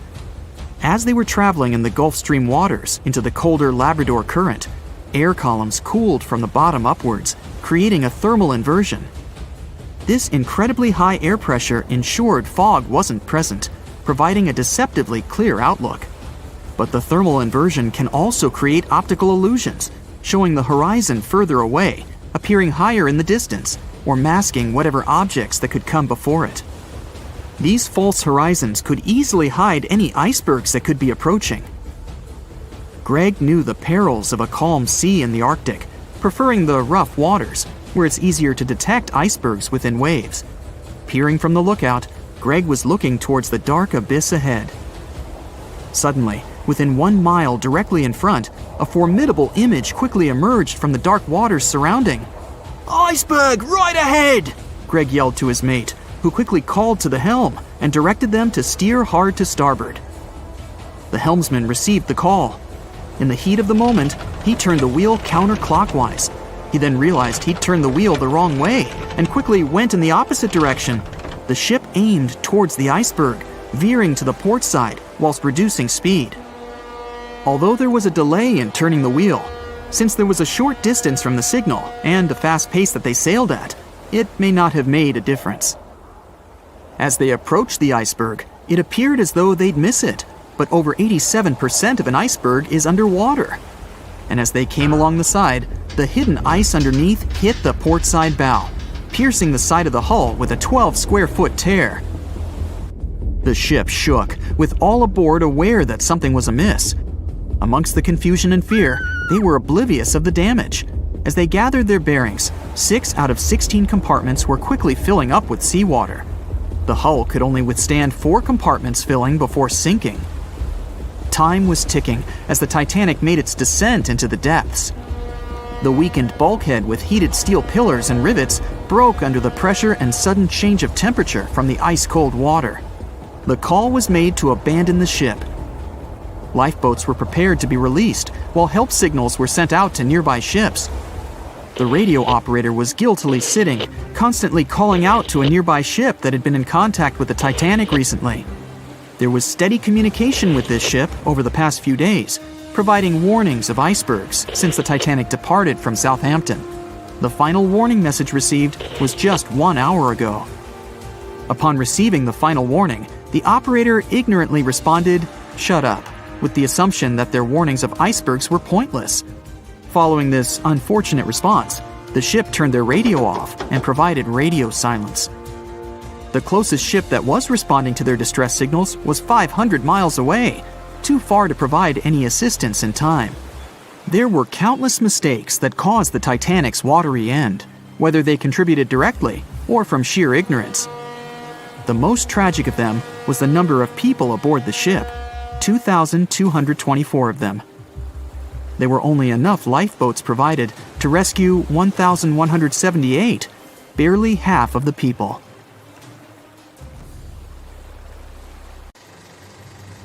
It's April 10th, 1912, a sunny spring day. You're one of the first-class passengers aboard the Titanic, just as the ship is about to depart from Southampton. Imagine everyone's excitement, fresh spring air, the sounds of the sea. You're strolling along the highest deck of the Titanic when you notice several lifeboats. As you start counting the boats, you recall the ship's capacity. It's just over 3,000 people. Wait, but are there enough lifeboats for everyone aboard? Let's look into the numbers. The Titanic could carry a needed total of 64 lifeboats, a number which could have easily helped to save all the passengers on board. Chief designer Alexander Carlisle planned to equip the ship with 48 lifeboats, but the Titanic ended up with a mere 20. The fact that this number of lifeboats wasn't enough for all the passengers was not illegal at the time. This was because the number of lifeboats required was calculated based on the tonnage of a ship, not her passenger capacity. Speaking of the Titanic, this number of boats was chosen for aesthetic reasons, to make the decks look less crowded to the ship's elite and high-class passengers. After the final decision on the lifeboats was taken, Carlisle quit his job. Passengers' strolls on the Titanic's decks were pleasing to the eye, but were they worth it in the end? In 2012, a century after the wreck, new documents related to the scandalous lack of lifeboats were uncovered. It appears that a safety inspector named Maurice Clark proposed the addition of at least 10 more lifeboats, 5 hours before the ship was supposed to set sail. But since the ship's owners clearly wanted to leave on time, his plea was overlooked. He was also warned that unless he kept this secret, he would be fired. In retrospect, had the owners followed his advice, an estimated 700 more people might have survived that night. The 20 lifeboats you counted, those that actually made it on board, could have carried only a third of the passengers, even at their full capacity. But tragically, some of them were launched with as few as 12 people, when they could have easily saved up to 65 people each. To add to the disaster, the Titanic's crew members were not properly trained on using the lifeboat launching equipment. That's why the boats were launched slowly, improperly, and sometimes without the right supervision. Out of the 20 lifeboats, only 18 were set afloat correctly. Also, passengers were not informed about safety measures. A lifeboat drill should have taken place on the 14th of April, but the captain eventually canceled the event. One of the many myths surrounding the Titanic and its catastrophic ending is also related to the lack of the necessary number of lifeboats. There was no maritime law at the time that said women and children should get into lifeboats first, but it was a universally accepted custom in such types of situations as a shipwreck. Shortly after the Titanic had sunk in the icy Atlantic waters, rumors started to spread. It was said that some desperate men had resorted to dressing up as women in those final moments before midnight on April 14, 1912. They wanted to get a spot on the lifeboats and have a chance to save their lives. At the same time, there's little to no evidence that any of the male passengers of the Titanic had actually done this. In any case, what happened to those 20 lifeboats that were on board the Titanic after the ship hit the iceberg? What we do know is that all these boats were launched between 12:40 a.m. and 2:15 a.m. with a total of 718 people on board. By the time they were rescued by the RMS Carpathia at about 4 a.m. the same day, only 705 people had remained alive. It took the crew of the RMS Carpathia more than 4 hours and 30 minutes to pick up all the passengers and 13 of the lifeboats. This was as many as the rescue ship was allowed to carry. The rest of the now empty lifeboats were left adrift at sea. Those salvaged were later given back to the White Star Line, the British shipping company which operated the Titanic. Strangely, after being returned, they appeared to have vanished from official records. The last image ever taken of the 13 surviving lifeboats was of them getting unloaded in the New York harbor. Sadly and ironically, that's where the Titanic was supposed to be on April 18, 1912. The lifeboats were then rid of their Titanic nameplates or any other markings that could have linked them to the ship. Some sources claim that the boats were eventually destroyed, but was this actually the truth? The fate of one particular lifeboat has been the source of much debate. Collapsible Boat A, the last one to leave the ship, was retrieved by the RMS Oceanic a month after the crash. At that time, it was a shocking 200 miles away from the spot where the Titanic had sunk.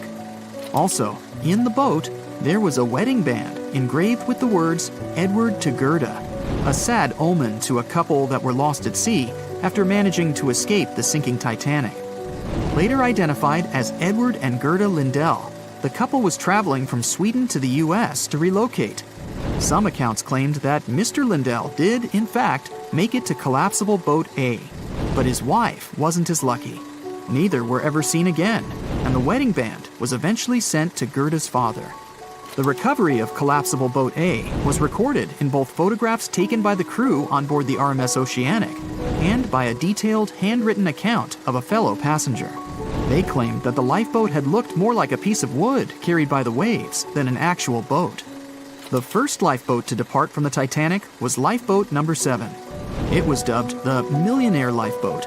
It's rumored that the 12 passengers on board might have bribed the crew to row away to safety instead of allowing others to jump in. In 2015, some of the items recovered from this lifeboat, including a lunch menu, a ticket, and a letter from one of the passengers, were auctioned for up to $70,000 by a New York auctioneer. Soon after the Titanic catastrophe, it became mandatory for all ships to be equipped with enough lifeboats to carry all the passengers and crew. It's more likely that the Titanic lifeboats, being relatively new equipment at the time, were refitted to be used on other ships, such as the RMS Olympic, which was the Titanic's older sister. Some of them may have been sold off to private collections, or even left to rot. After all, they were seen as a source of bad luck, and most people were unwilling to use them again on other ships. Unfortunately, all the information about their whereabouts is hard to confirm now. No official statement from the owners of the lifeboats was ever given after their rescue, but although nothing appears to have remained of the original lifeboats, some full-sized replicas exist on display in museums in Falmouth, England, and Belfast, Northern Ireland. One of the few surviving White Star Line lifeboats did not, in fact, belong to the Titanic, but it did have a striking connection to the cursed ship. This boat is the restored Lifeboat 6 from the RMS Oceanic, which helped to recover Titanic's collapsible lifeboat C. It was said to be owned by a private collector, but similar to the Titanic's lifeboats, we don't know anything about its location today. As for the nameplates and other identification marks of the lifeboats, the White Star Line seems to have kept them. Because some of these items were later auctioned and sold to interested collectors, even Rick Springfield supposedly got hold of one of the nameplates. One particular nameplate was already missing by the time the White Star Line employees had reached the lifeboats. It was the nameplate of Lifeboat Number 8, which had been taken by a sailor named Thomas Jones. He later gifted it to another Titanic survivor, the Countess of Rothes, along with a letter acknowledging the bond they formed on the night of the shipwreck. You can find other similar items on display in different museums, such as Larne Museum and Arts Centre in Northern Ireland, or Worcester City Art Gallery and Museum. To be fair, some experts claim that even if there had been more lifeboats on board the Titanic, there simply might not have been enough time to launch them all. That's how severe the impact was. Many researchers say that everything was happening so rapidly after the ship had hit the iceberg that it's astonishing that so many passengers managed to survive.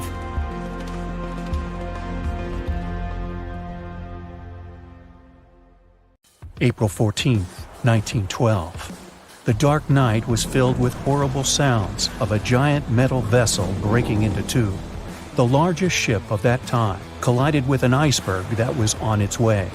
The Titanic, one of the biggest stories of the 20th century that people still talk about. The starboard side of the giant vessel brushed up against the iceberg. It was 11:40 p.m. when things started going wrong. This iceberg caused enough damage for at least 5 watertight compartments in the hull to start filling with water. The crew immediately began a brief investigation to see if they could do anything and fix things. They had no one to rely on, all alone in the darkness of the cold night, far away from the land. The North Atlantic Ocean, around 400 miles south of Newfoundland, Canada. They needed time to figure out how to bring people to safety. They had some time, true, but not enough.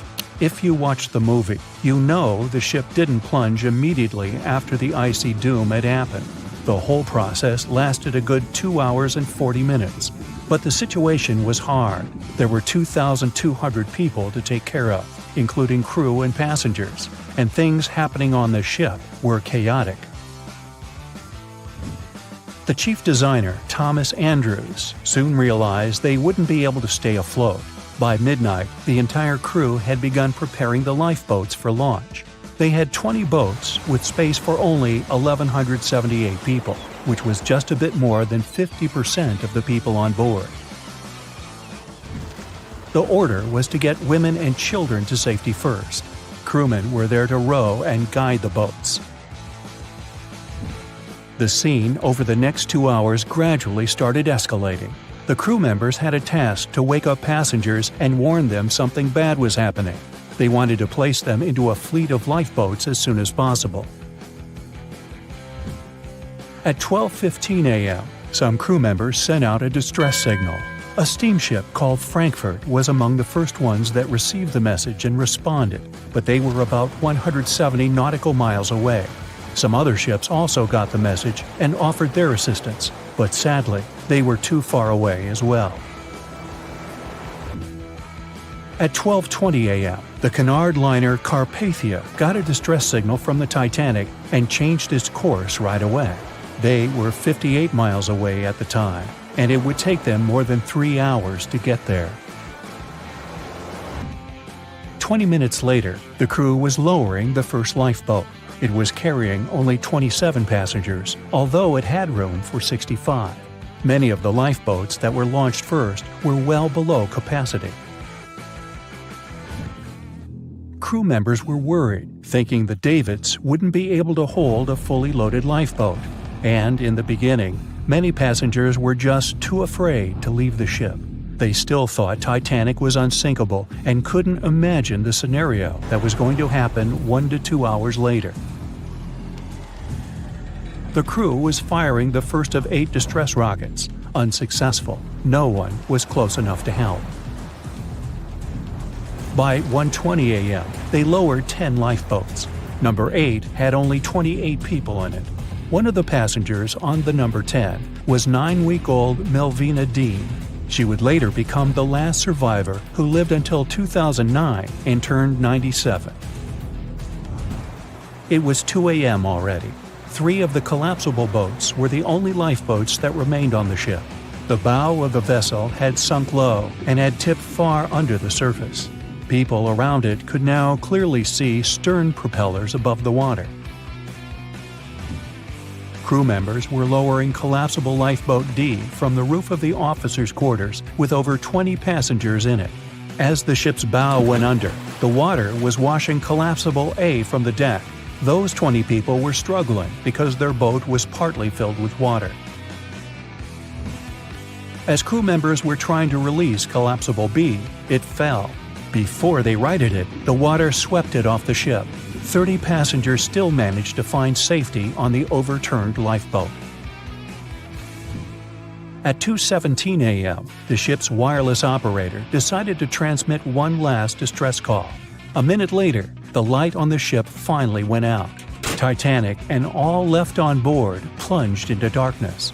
The bow continued to sink, and the stern was rising higher above the surface, which placed great strain on the midsection. Horrible sounds were filling the night. Titanic, this massive, legendary ship so many people placed their hopes in and were excited about, broke into two between the third and fourth funnels. Reports would speculate it took about 6 minutes for the bow section to reach the ocean bottom. The stern settled back in the water before it rose again into a vertical position. It remained in this situation until it finally disappeared into the ocean. At 2:20 a.m., the stern apparently retained air inside, and water pressure crushed it as it went down. The stern landed about 2,000 feet away from the bow. People consider the Titanic the fastest ship in the world. They thought it was unsinkable because 4 of its compartments could be flooded, and that still wouldn't cause a critical loss of buoyancy. Its life was problematic since its beginning. While the ship was leaving port, it moved within a couple of feet of the steamer New York. It managed to safely pass by, which was a huge relief for all those worried passengers massed on the ship's decks. Titanic sailed off on the 10th of April. Its first journey was across the highly competitive Atlantic route.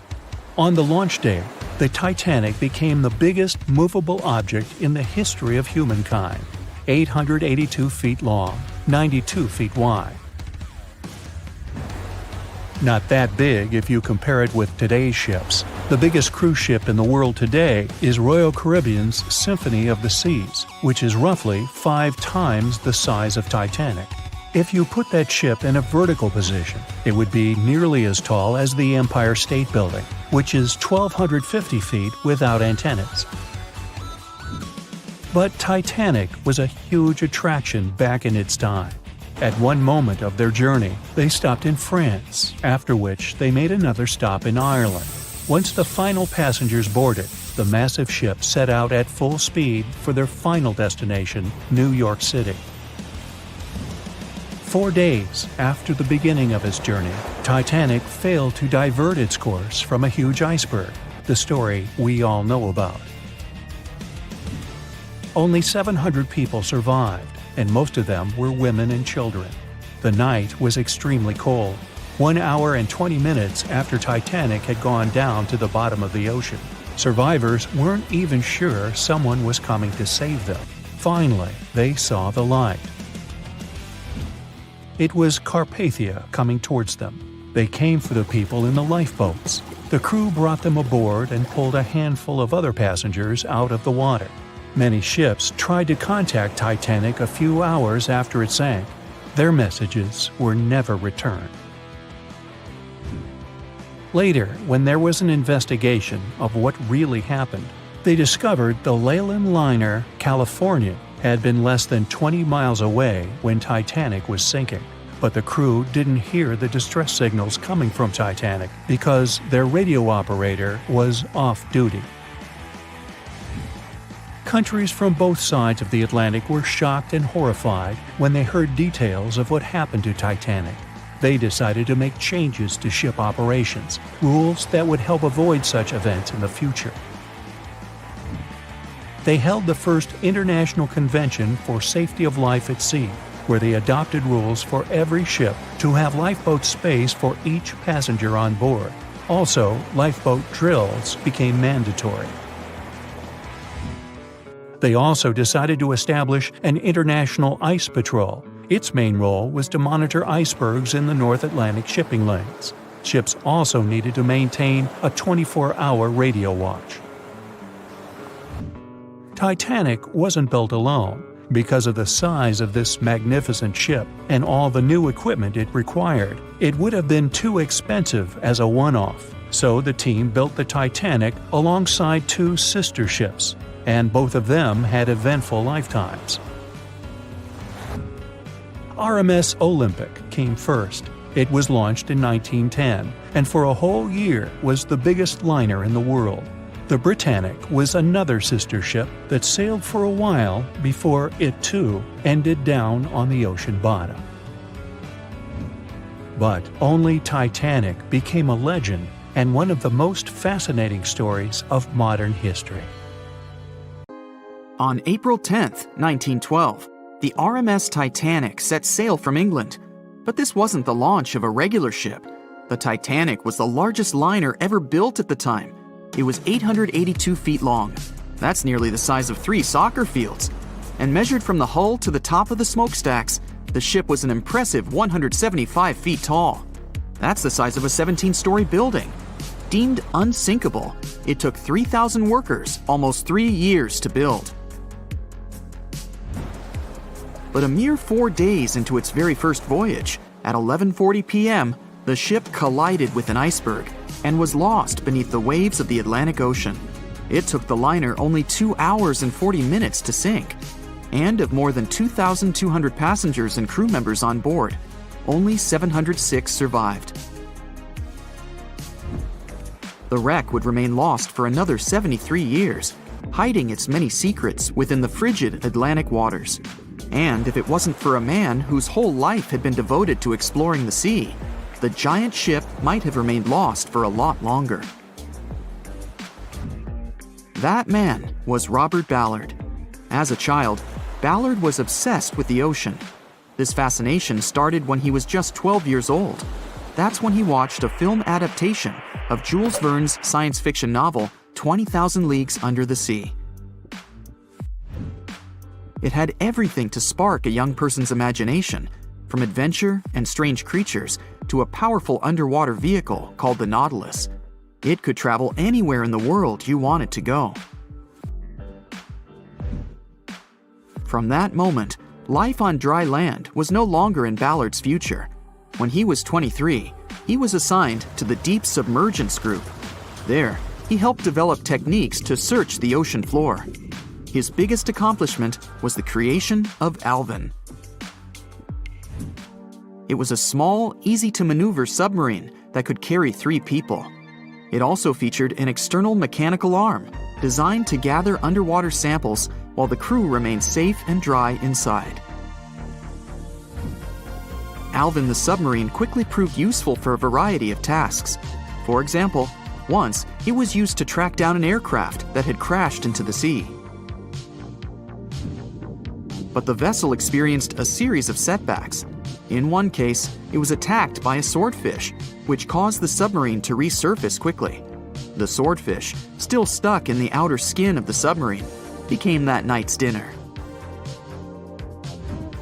And in October 1968, the submarine was being lowered into the water when the cables holding it snapped, sending it careening into the ocean, along with 3 crew members on board. And because the small vessel was still open, it immediately filled with water and quickly began to sink. Luckily, the crew managed to escape, but Alvin was gone. Bad weather hampered multiple attempts to recover the vessel. It wasn't until the following year that it was finally returned to the surface. In time, Alvin would be improved. Its hull would be strengthened by titanium, giving it a higher depth rating. thus making it even better suited for ocean exploration. The specialized submarine would come in handy in many of Ballard's 100-plus expeditions. The man was one of the first to explore an underwater mountain chain called the Mid-Atlantic Ridge in the Atlantic Ocean.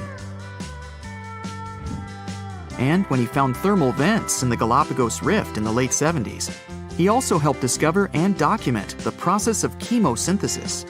That's a complicated chemical synthesis of food energy by bacteria. But his biggest discovery was still to come. Ballard claimed he'd never been a Titanic fanatic, but he eventually became obsessed with finding the ship after watching other explorers try and fail. As he said, Titanic was clearly the big Mount Everest at the time. Many others had tried, many that I thought would have succeeded, or should have succeeded but didn't.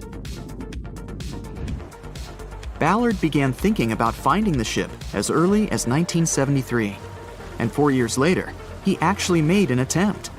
He used the deep-sea salvage vessel Sea Probe, which was a drill ship equipped with cameras and sonar. But he was forced to give up when the drilling pipe broke. It just wasn't his time. In the early 80s, a Texas oil man named Jack Grimm tried to find the wreck on 3 different occasions. Once, Grimm was actually right over the Titanic, but his equipment failed to detect it. That's what we call extreme bad luck. Ballard was just biding his time. He needed a plan and some help. The first issue was getting down to the bottom of the Atlantic. The furthest down he had ever traveled before was 20,000 feet, and this trip took him 3 hours, and that didn't include the way back up. Ballard knew he could use Alvin, already enhanced with a titanium hull to withstand the pressure of the ocean. But he also needed something that didn't require him to actually go down with it. An unpiloted remote-controlled submarine would be ideal. But first, he would have to create one. He reached out to the authorities, hoping they would provide funding for his project. And though officials had no interest in the Titanic, they were willing to help. But there was a catch. Ballard had to first focus on tracking down 2 submarines, the Thresher and the Scorpion, which had sunk to the bottom of the Atlantic Ocean in the 1960s. The authorities were hoping to study them to find out why they had sunk in the first place. They also wanted to know if they could be recovered or if it was safe to leave them on the ocean floor. Only when he had successfully completed this task would he be free to use any remaining time on his contract to find the Titanic. With no other options for funding, Ballard took the offer. He got to work. First, he created 2 new devices. Argo was an unpiloted deep-towed undersea video camera sled. It was designed to take photos and record videos from a series of cameras mounted on it.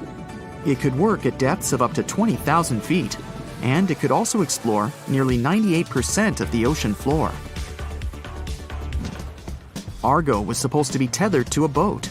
As the boat moved, Argo would be pulled behind, floating just above the ocean floor. The camera would then transmit images to the surface. The second device was a small robotic vehicle called Jason Jr. It was also controlled remotely, which allowed the crew inside a submarine, like Alvin, to get closer to and photograph underwater objects. Ballard was now ready. He knew he had to find those submarines quickly, and it didn't take him long. Much to his relief, the search was relatively simple, and he was able to fulfill his obligations with 12 days to spare. With almost 2 weeks to devote to finding the Titanic, he set out to explore the ocean. He focused the search close to Newfoundland, Canada, pulling Argo along the ocean floor and reviewing the images it collected. And after a few days of nothing, they eventually found riveted hull plates and a boiler. Could this be it? The next day, a ship's large bow was revealed. On September 1st, 1985, Ballard and his fellow crew members realized they had finally found the infamous ship. The discovery resulted in a mix of emotions. Ballard was excited to be the first to find the Titanic's final resting place. but he was also overwhelmed by the sense of grief for those who had suffered when the ship had gone down. Over the next 4 days, the crew explored the wreck. They found the crow's nest, from where the iceberg had first been spotted. Plus, there was finally evidence of how the massive ship had split in two before sinking, with both halves of the ship found. There was furniture and dinnerware, and sadly, several leather shoes of those who hadn't made it to safety were scattered about the ocean floor. Ballard succeeded where others had failed and became an instant celebrity around the world. You'd think that locating the Titanic would be enough for one man, but not for Ballard. In 2019, he took on the challenge of solving another mystery, the disappearance of Amelia Earhart. Earhart had attempted to be the first woman to fly around the world. Unfortunately, she disappeared somewhere over the Pacific Ocean in 1937. She and her plane were never found. Ballard hoped that his luck with the Titanic would help with finding where Earhart had gone down, but his expedition failed to find anything. And though Robert Ballard has found more shipwrecks than anybody else, it's only the tip of the iceberg. It's estimated that there are over 3 million shipwrecks in the ocean, and Ballard has only located 100 of them. Now, in his late 70s, the man is hoping to encourage young people to continue his work of exploring the ocean and its many mysteries. In 1989, he started the Jason Learning Project to inspire grade school students to pursue science, technology, engineering, and math.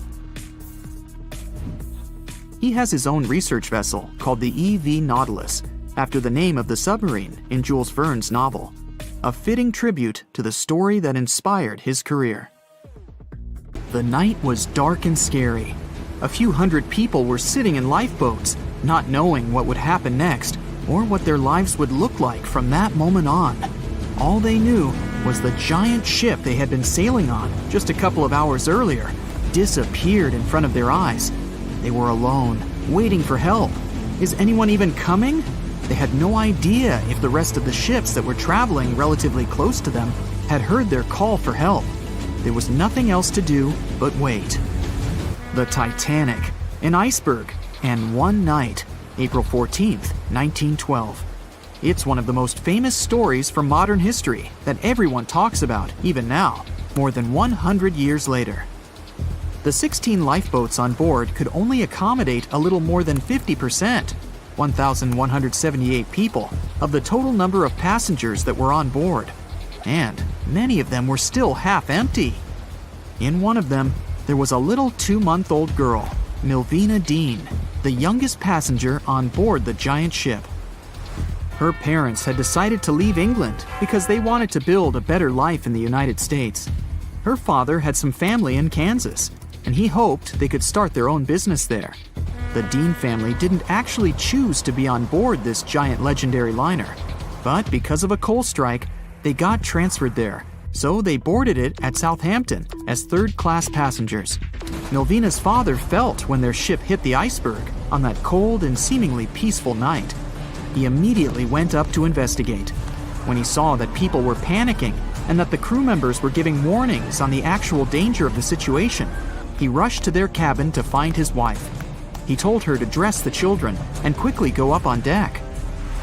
The crew members gave the order to get the lifeboats ready and start transferring women and children there first. It was a chance for at least some family members to get to safety. Milvina, her mother, and her brother got in Lifeboat 10.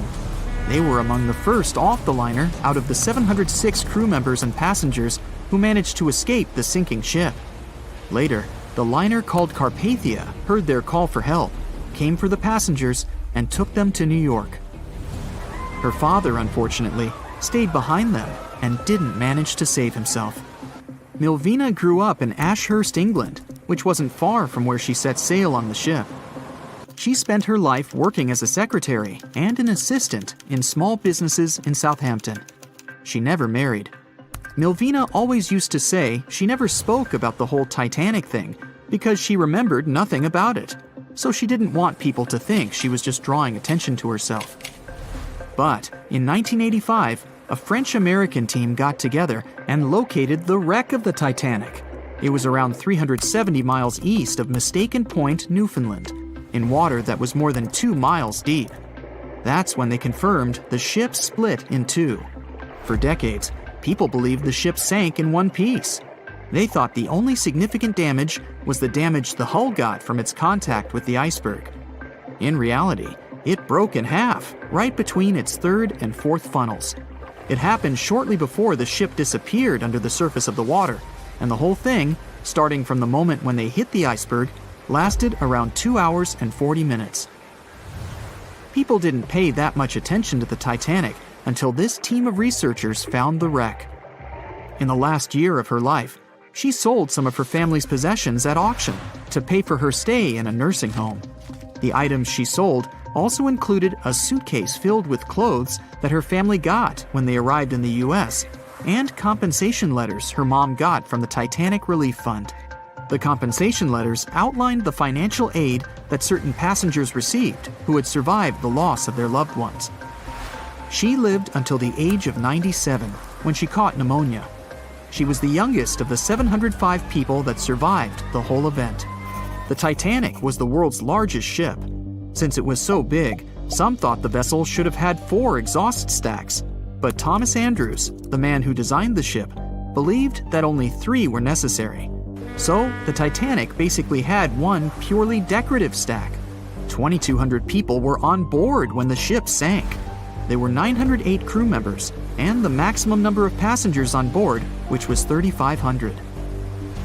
As you probably saw in the movie, there were different classes of passengers. The estimated overall wealth of those in first class was about $500 million, and researchers estimated $6 million worth of things went down to the ocean bottom, together with the ship. In first class, this liner was a place of luxury. It had 4 restaurants, 2 libraries, 2 barber shops, reading rooms, and a photographic darkroom on board. There was also a heated swimming pool, but only first-class passengers could use it, at a price of 1 shilling a time. The ship also had Turkish baths and electric baths, and passengers could use each for 4 shillings at a time. The cost to build this massive giant was $7.5 million, but that was back in 1912. Today, it would be about $200 million. First-class tickets cost $2,560 at the time, which is today's equivalent of $61,000. What would you get in these expensive cabins? A sitting room, 2 bedrooms, 2 wardrobe rooms, and a bathroom. Would you pay that much for those luxuries? Teams of researchers still haven't explored many areas on the Titanic. It's still very, very hard to access them with underwater vehicles. There was a lifeboat drill scheduled for the same day the Titanic sank, but it was called off for some reason. The crew had done just 1 lifeboat drill, and that was when the ship was still docked. But even if the crew members had been properly trained and each lifeboat had been filled, the capacity was still not enough to save each and every passenger. The Titanic was the biggest movable object in the world at that time.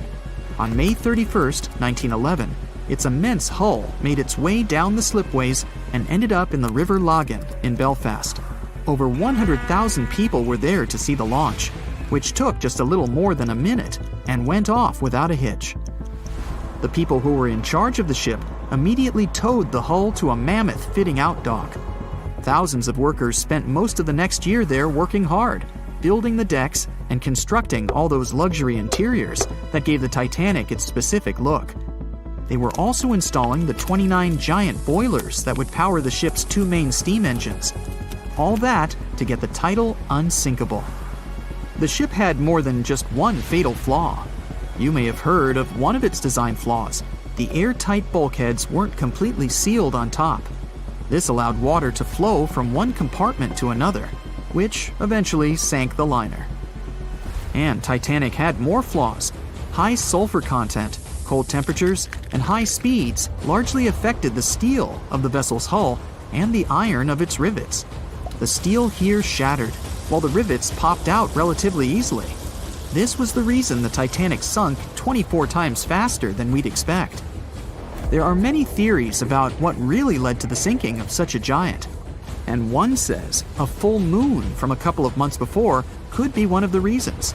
It may have created very strong tides that sent a flotilla of icebergs southward.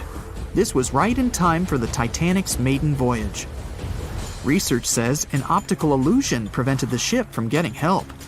One famous British historian, Tim Moulton, thought the atmosphere on the night of the sinking created specific conditions that made it very hard for the crew members to spot icebergs. They partially caused something called superrefraction. The extraordinary bending of light causes miraging, and several ships in the area recorded it. Not only did this prevent the crew from seeing the troublesome iceberg in time, but it also stopped one of the ships that could have offered help from identifying the call for help and communicating with the Titanic crew. Also, some say the ship was traveling too fast. From the start, they blamed the skipper for sailing such a big liner at such a high speed, 22 knots, through the cold and unpredictable waters of the North Atlantic, which was full of hidden icebergs. So in 2017, over 25 million people boarded cruise ships all over the world. Now, if you're keeping count, that's more than the total population of Greece. It's become America's favorite choice when it comes to going on vacation. It's easy to see why hopping aboard a cruise ship becomes more popular each year. Heading out on a cruise is also coming back in style with newer generations. 2/3 of Gen Y and millennials say that cruising is their new preferred type of vacation. How's that? Well, let's see.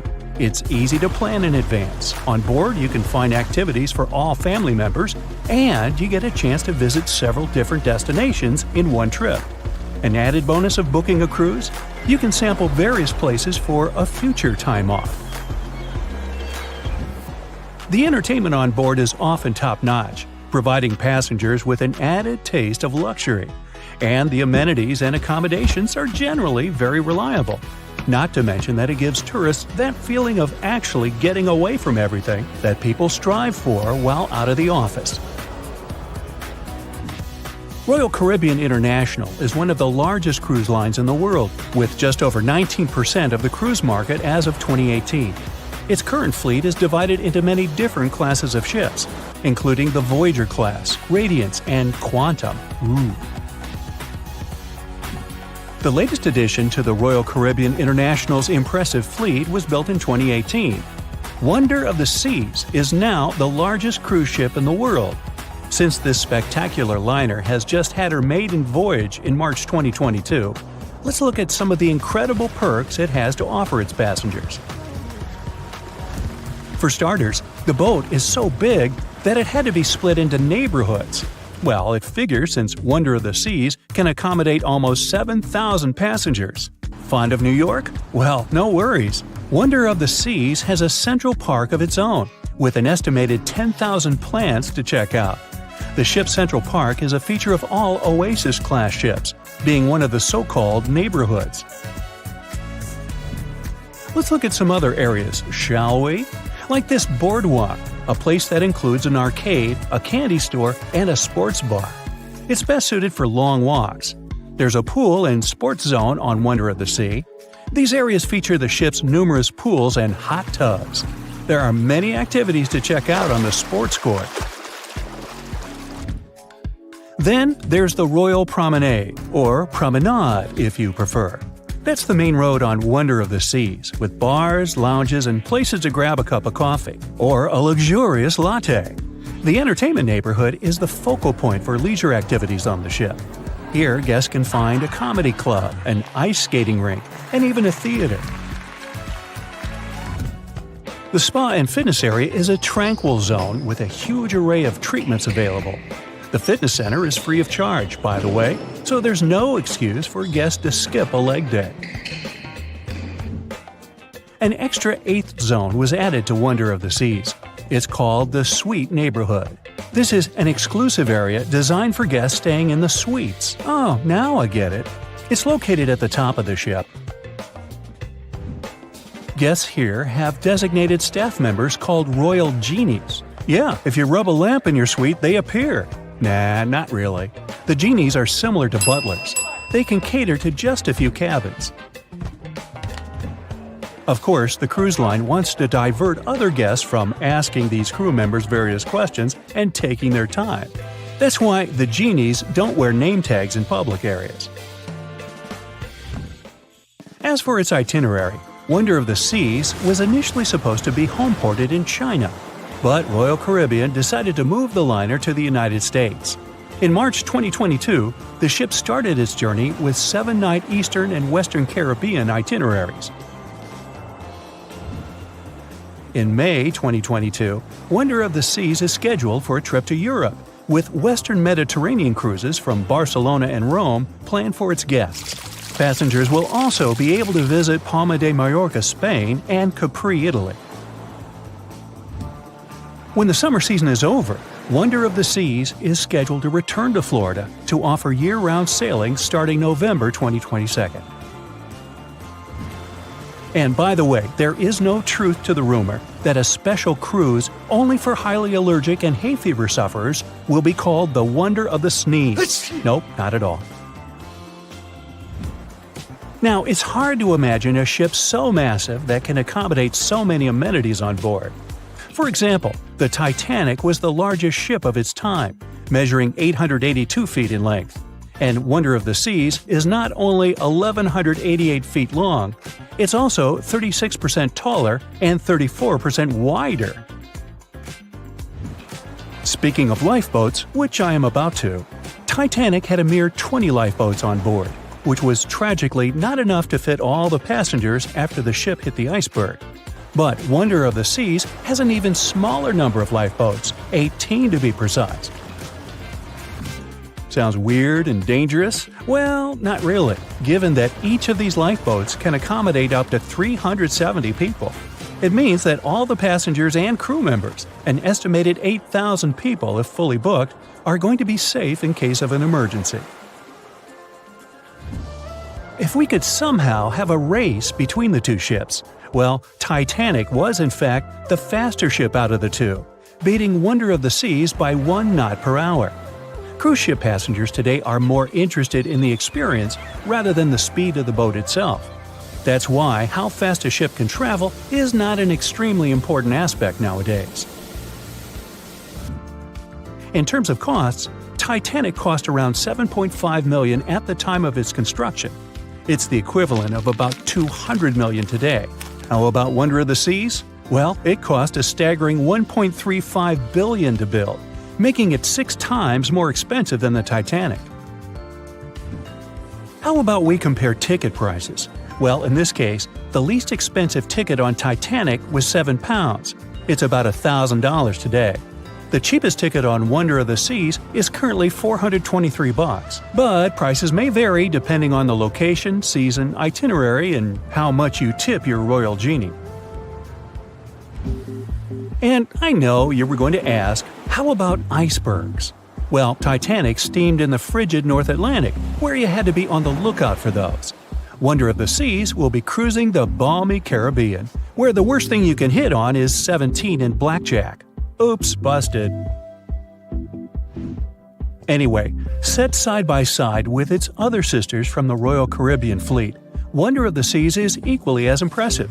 The company's earliest ships could host about 2,500 people. This included passengers and the staff. Such ships were Splendor of the Seas, Legend of the Seas, and the smallest of them all, Thumbelina of the Seas. No, wait, that should be Empress of the Seas. Oops, my bad. The largest ships in the company's fleet can now house about 9,000 people altogether. That's almost 3 times the size and capacity of the earlier liners. Wonder of the Seas is one of them, as well as Harmony of the Seas and Symphony of the Seas. Are you seeing a pattern here? Yup, if you ever encounter a ship with Of the Seas in its name, it's safe to assume it belongs to Royal Caribbean. But if it's a can of tuna, it might actually be Chicken of the Sea. Hey, I like tuna. Now, choosing between cruise ships based on their size is like wondering if you should visit your local museum or the Louvre in Paris. It all depends on your preferences. Some families prefer small settings. Others are fan of large spaces that can provide everything they need.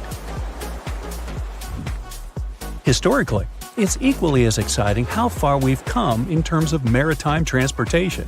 The SS Royal William, for example, was the first boat to ever make a transatlantic voyage almost entirely steam-powered in 1833. And it was a mere 160 feet long and could house roughly 155 passengers. And if the seas were calm, then they were housed less roughly. Similarly, the first modern megaship in the world was the MS Sovereign of the Seas. Launched in 1987, it was only 888 feet long and could carry a little under 3,000 passengers. Size and capacity are not the single improvements added to newer cruise ships out there. Recent technological developments in artificial intelligence and facial recognition have allowed cruise operators to ensure faster, smoother boarding for passengers. If, in the past, it took from 60 to 90 minutes for all passengers to board a ship, nowadays, cruise ship operators manage to get people comfortably settled in less than 15 minutes. Now, I'm sure you're already eager to book a ticket, but let's look into some of the more interesting activities you can try on board Wonder of the Seas. This way, you'll know what you're getting yourself into. All Royal Caribbean ships have loads of artworks available for their guests to enjoy. But Wonder of the Seas goes above and beyond, even featuring statues of astronauts in key locations around the ship. You'll find the first astronaut looking through the glass at the promenade, while a second one is busy rock climbing at the boardwalk. The third and last astronaut is more of a movie fan. This statue can be found near the movie screen sitting area. Going astronaut sightseeing is proving to be quite the experience among guests. In the areas with no access to sunlight, Wonder of the Seas features virtual balconies. In case of bad weather, guests can still have a feeling of the outdoors, but without having to hide from wind or rain. Teenagers have a place of their own reserved on the ship. There's a special club with a private hot tub, selfie area, games, and comfortable seating. The inside part of this club features a vending machine, an interesting collection of literature, and tables for foosball. Well, sign me up. Meet Arthur John Priest. No, he isn't famous for being a painter or for discovering some long-lost treasure. He didn't invent some cool gadget or break any world records. No, Arthur John Priest is famous simply for being unsinkable.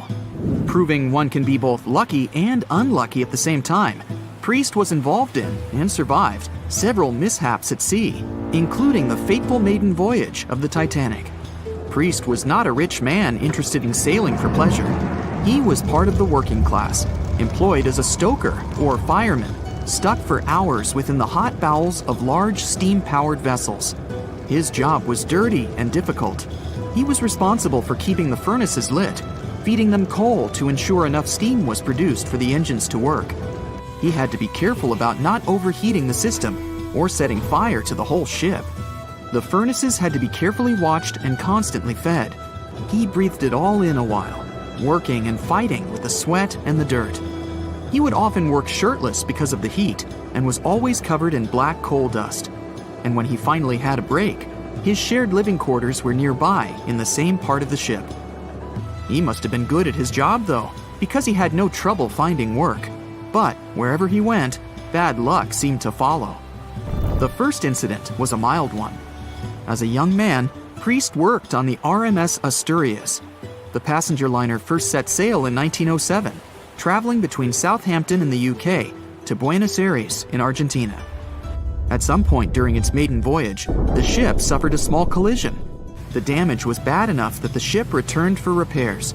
Thankfully, there were no reports of any serious injuries. Priest, unfazed, simply went to work on another ship, but his bad luck lingered on the Asturias. In 1914, the Asturias became a hospital ship, helping care for sick men and women around Europe while bringing them home to England. But in March 1917, at just around midnight, the ship was struck by a foreign object. Its hull was breached and the engine room flooded.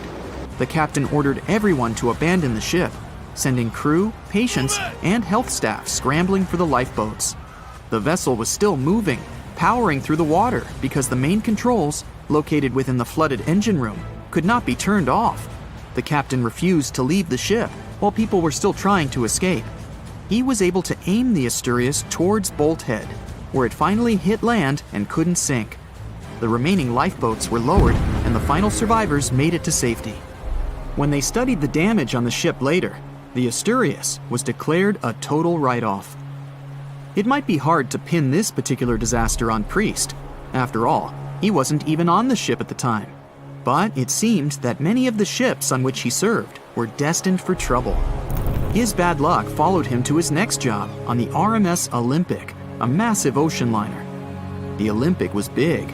In fact, it had been designed and built as part of the fleet that included the Titanic. But with size came sacrifice. The Olympic was great at moving in one direction, but very difficult to handle when it needed to turn. It was September 1911. The Olympic was trying to alter its course. The Hawk, a smaller ship sailing nearby, didn't give the larger vessel enough room to maneuver, and the two slammed into each other. Because the Hawk was engineered to deal with potential confrontations when out at sea, its reinforced bow tore through the Olympic. Two large gashes appeared on the ocean liner's side. The propeller shaft was badly twisted, and worse, the ship began to take on water. Somehow, the Olympic made it to shore without sinking, and nobody was seriously hurt. Priest had no idea that this was just a small taste of what his future held for him. He next found employment on a brand new ship, a better ship, an unsinkable marvel that was said to be the biggest vessel to have ever been built. Yes, he was going to work on the Titanic. And what a job! It took 29 boilers, requiring 850 tons of coal a day to produce enough steam to power the Titanic. Priest was just one of 150 stokers toiling away in the ship's underbelly, keeping those fires burning day and night. He made around $30 a month. But on April 14, 1912, he would find himself flung from a world of extreme heat to one of blistering cold. At approximately 11:35 p.m., the crew spotted an iceberg. The Titanic tried to avoid it, but the alarm had been sounded too late. 5 minutes later, the two collided. The iceberg tore through the hull, and the once watertight compartments inside were badly ruptured. As the cold Atlantic water flooded in, the ship began to sink. Distress signals were sent, but the closest ship, the Carpathia, was over 3 hours away. In the dark of night and stuck in the middle of nowhere, the crew and passengers panicked. Those who could scrambled for the lifeboats. Others jumped into the icy waters. In total, only 706 survived that terrible night. Priest, at the time of the collision, was down in the ship's lower quarters. He was on break, relaxing from a hard day of work. And as the ship went down, so did his chances of survival. He and his fellow workers were in the most dangerous position on the ship. They had to make their way through a maze of corridors and gangways, some of which were flooded, in a mad dash to the deck. And then they faced the frigid water, jumping in and desperately swimming to safety. The ocean was so cold that Priest even suffered frostbite before finding his way onto a lifeboat. He was one of only 44 stokers to survive that night. After an experience like that, most of us would never set foot on a boat again. But Priest had to work. His next job also ended in disaster. He was offered employment on the HMS Alcantara. It went down in 1916, and Priest was again one of the few to make it to safety. He was badly wounded in the process. But he kept pressing his luck, and his next job as a stoker may have felt eerily familiar. He would be working on a ship built by the same people behind both the Olympic and the Titanic. And this ship, named the Britannic, was the biggest of the three. It was also believed to be a superior vessel, fitted with new safety features after the Titanic sank. For example, it had 48 open lifeboats, 46 of which were the largest ever used on a ship before. 2 of these were even motorized and equipped with special communication devices. The good news? The Britannic survived its first trip without incident. It was already doing better than the Titanic ever did. However, on November 21, 1916, the Britannic was shaken by a loud explosion while traveling through the key channel in the Aegean Sea. The hull was damaged, and some of the compartments began to fill with water.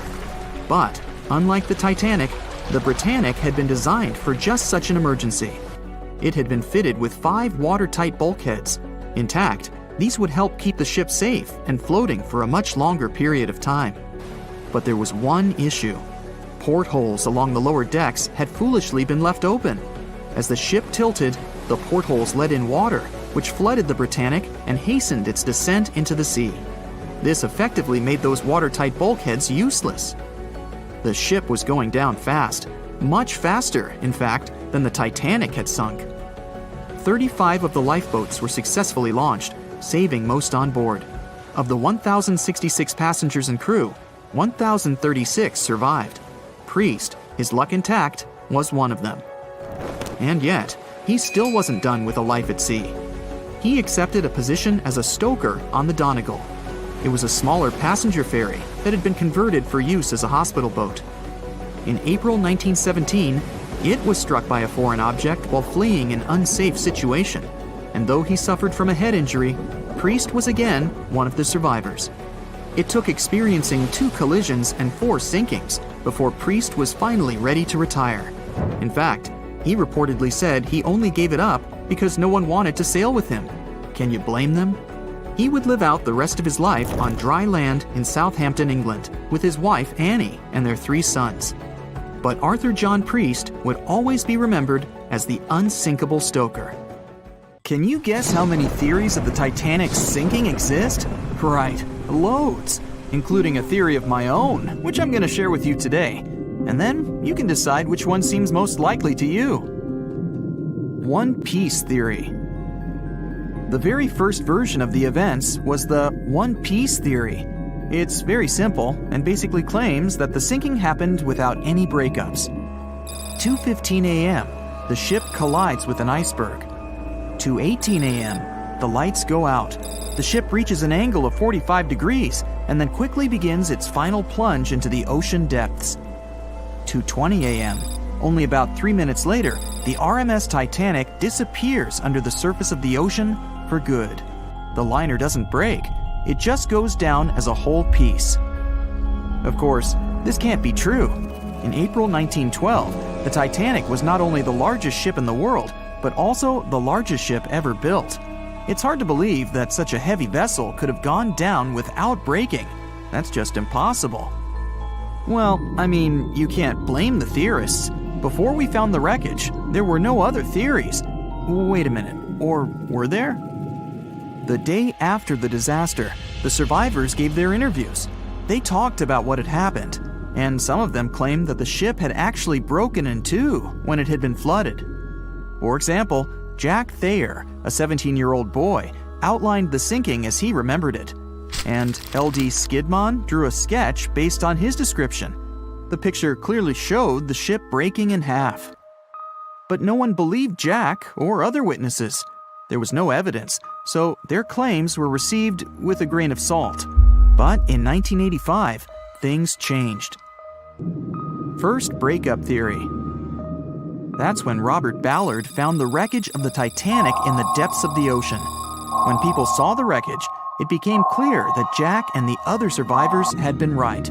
The Titanic did indeed break in 2 when it sank. So it's time for a new theory.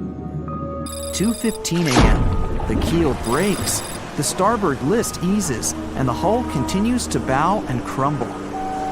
2:17 a.m. The galley sections break off. The towers immediately drop under their own weight. The lights go out. The stern is pulled into the air. The bow breaks off and starts sinking. The aft is barely hanging on to the starboard side of the stern section superstructure. The stern section slowly lists over to port as it begins sinking again.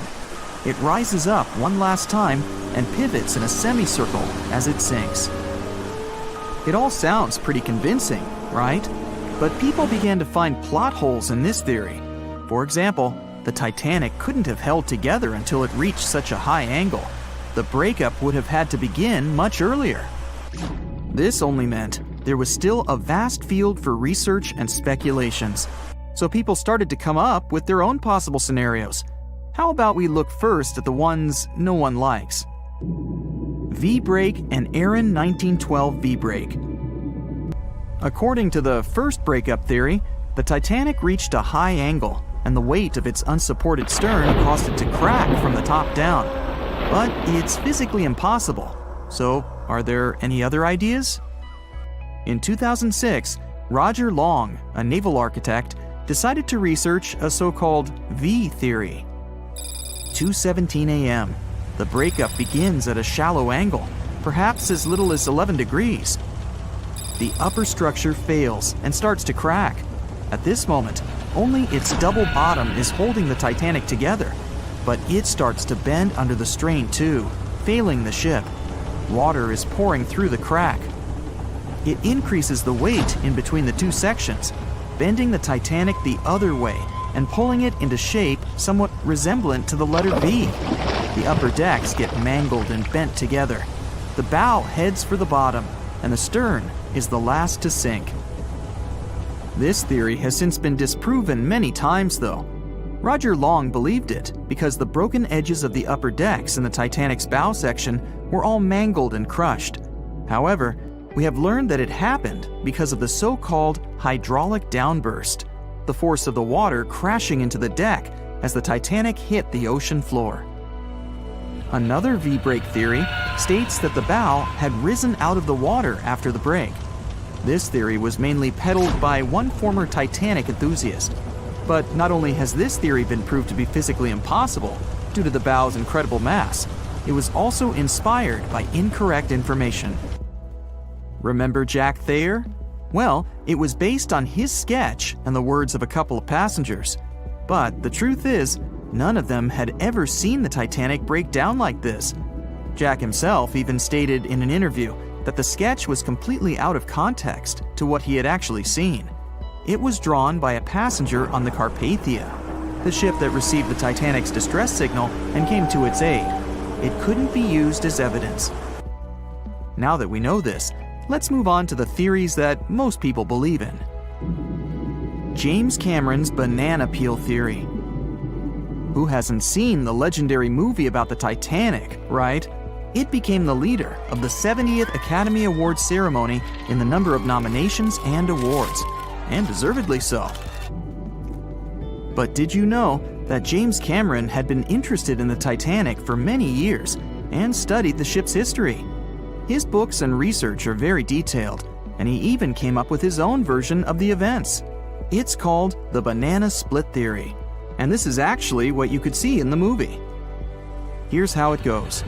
The Titanic reaches a 23-degree angle and fractures down to the keel. The double bottom acts as a hinge as the stern falls down. When the double bottom fails, the bow and the stern separate. The stern lists to port, standing vertically, and then begins to go underwater. This theory is the most scientifically accurate one, along with Roy Mengat's theory. Wait, who's Roy Mengat? Mengat theory. Roy Mengat was an engineer who came up with the most plausible theory for the time being. 2:17 a.m. The lights go out on the Titanic. At this moment, the ship is at an angle of 20 to 23 degrees. Suddenly, the vessel snaps in two just around the third funnel. It causes the stern to settle into the water. The keel fails first. The draft and lower hull are crushed and break apart.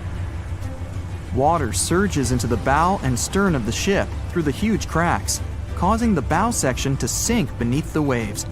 The stern rises up to the angle of 70 to 90 degrees, and then it sinks too. This theory seems to make the most sense, but it's quite controversial. The survivors who saw the breakup stated that the stern had settled back with the bow completely missing. Mengat's theory, however, contradicts that statement, while James Cameron's scenario takes this into account. Are you thinking what I'm thinking? The truth must be somewhere in the middle. My version. Now, as promised, I'll provide you with my version of the events. Well, it's not really my theory, more like a combination of Roy Mengat's and James Cameron's ones. I believe that James Cameron was right about the breakup. 2:17 a.m. The ship is at a high angle. The lights go out. Then it snaps into two pieces. The bow starts sinking. The double bottom is still attached to the stern for a minute or so. Once the double bottom fails, the two parts separate and the bow goes down. Then, as Mengat said, the stern rises up at a high angle, and then it begins to sink vertically. It might have actually happened because the survivors stated that they had seen a clean break. This means it couldn't be hidden. And they had also seen the stern staying vertically in the air for a long enough time, probably a few minutes, before disappearing. Anyways, all of these are just speculations. Regardless of how the Titanic broke apart and sank, it was a great tragedy.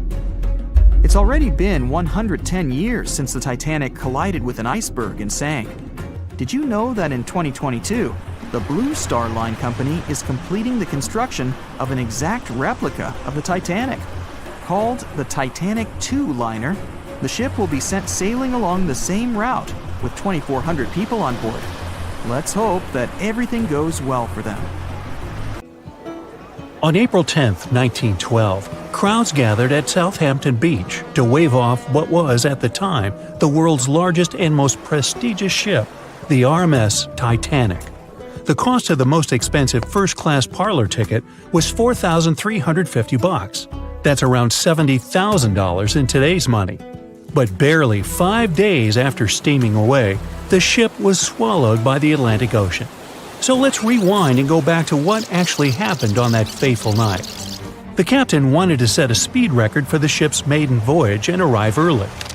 The ship was deemed unsinkable, so he went full throttle into the dark Arctic waters. After spotting the 100-foot iceberg, the crew desperately tried to steer the vessel away and avoid the collision, but the Titanic was traveling too fast, and the iceberg tore down the side of the ship, creating a huge opening in the hull. It wasn't a continuous rip, and damage was caused in several places. In total, the damage spanned along an area of around 300 feet. But the ship's designers had prepared for the prospect of a collision and added watertight compartments down each side of the ship to act as a buffer zone. 4 of these compartments could be breached and the ship would still stay afloat. But because the iceberg tore down the side of the Titanic, it ripped holes in 6 compartments. The compartments didn't extend up the total height of all decks and weren't actually sealed at the top. This is why, when more than 4 were flooded, water reached over the top of the bulkheads and filled the remaining compartments, causing the ship to sink into the ocean. Think of it as water spilling over an ice cube tray. But what if the collision was head-on? Would it still have sunk? Ships are designed with potential crashes in mind, and most vessels have collision bulkheads in the bow. Most of all, it's like your car's bumper or crumple zone. It's a safety feature that can withstand a direct hit. The bow could have taken some of the impact, and some experts have suggested that if it hit head-on, only 2 to 4 of the watertight compartments would have been flooded. So, in theory, the Titanic might not have sunk, and it might have even been able to continue sailing to its final destination at a much slower speed. The force of impact would likely have been huge, though. But although passengers would have been injured by the force, they'd have been able to stay on the ship to wait to be rescued by other ships, rather than being forced into the icy waters of the Atlantic. Still, one of the Titanic's designers, Edward Wilding, suggested that the force of the impact might not have actually been that big. He told the British Inquiry that lots of people scarcely felt the collision, and he believed the ship would not have sunk if it did hit the iceberg head-on. The ship was also designed with remotely operated watertight doors between all compartments, so any floods could have been quickly sorted out.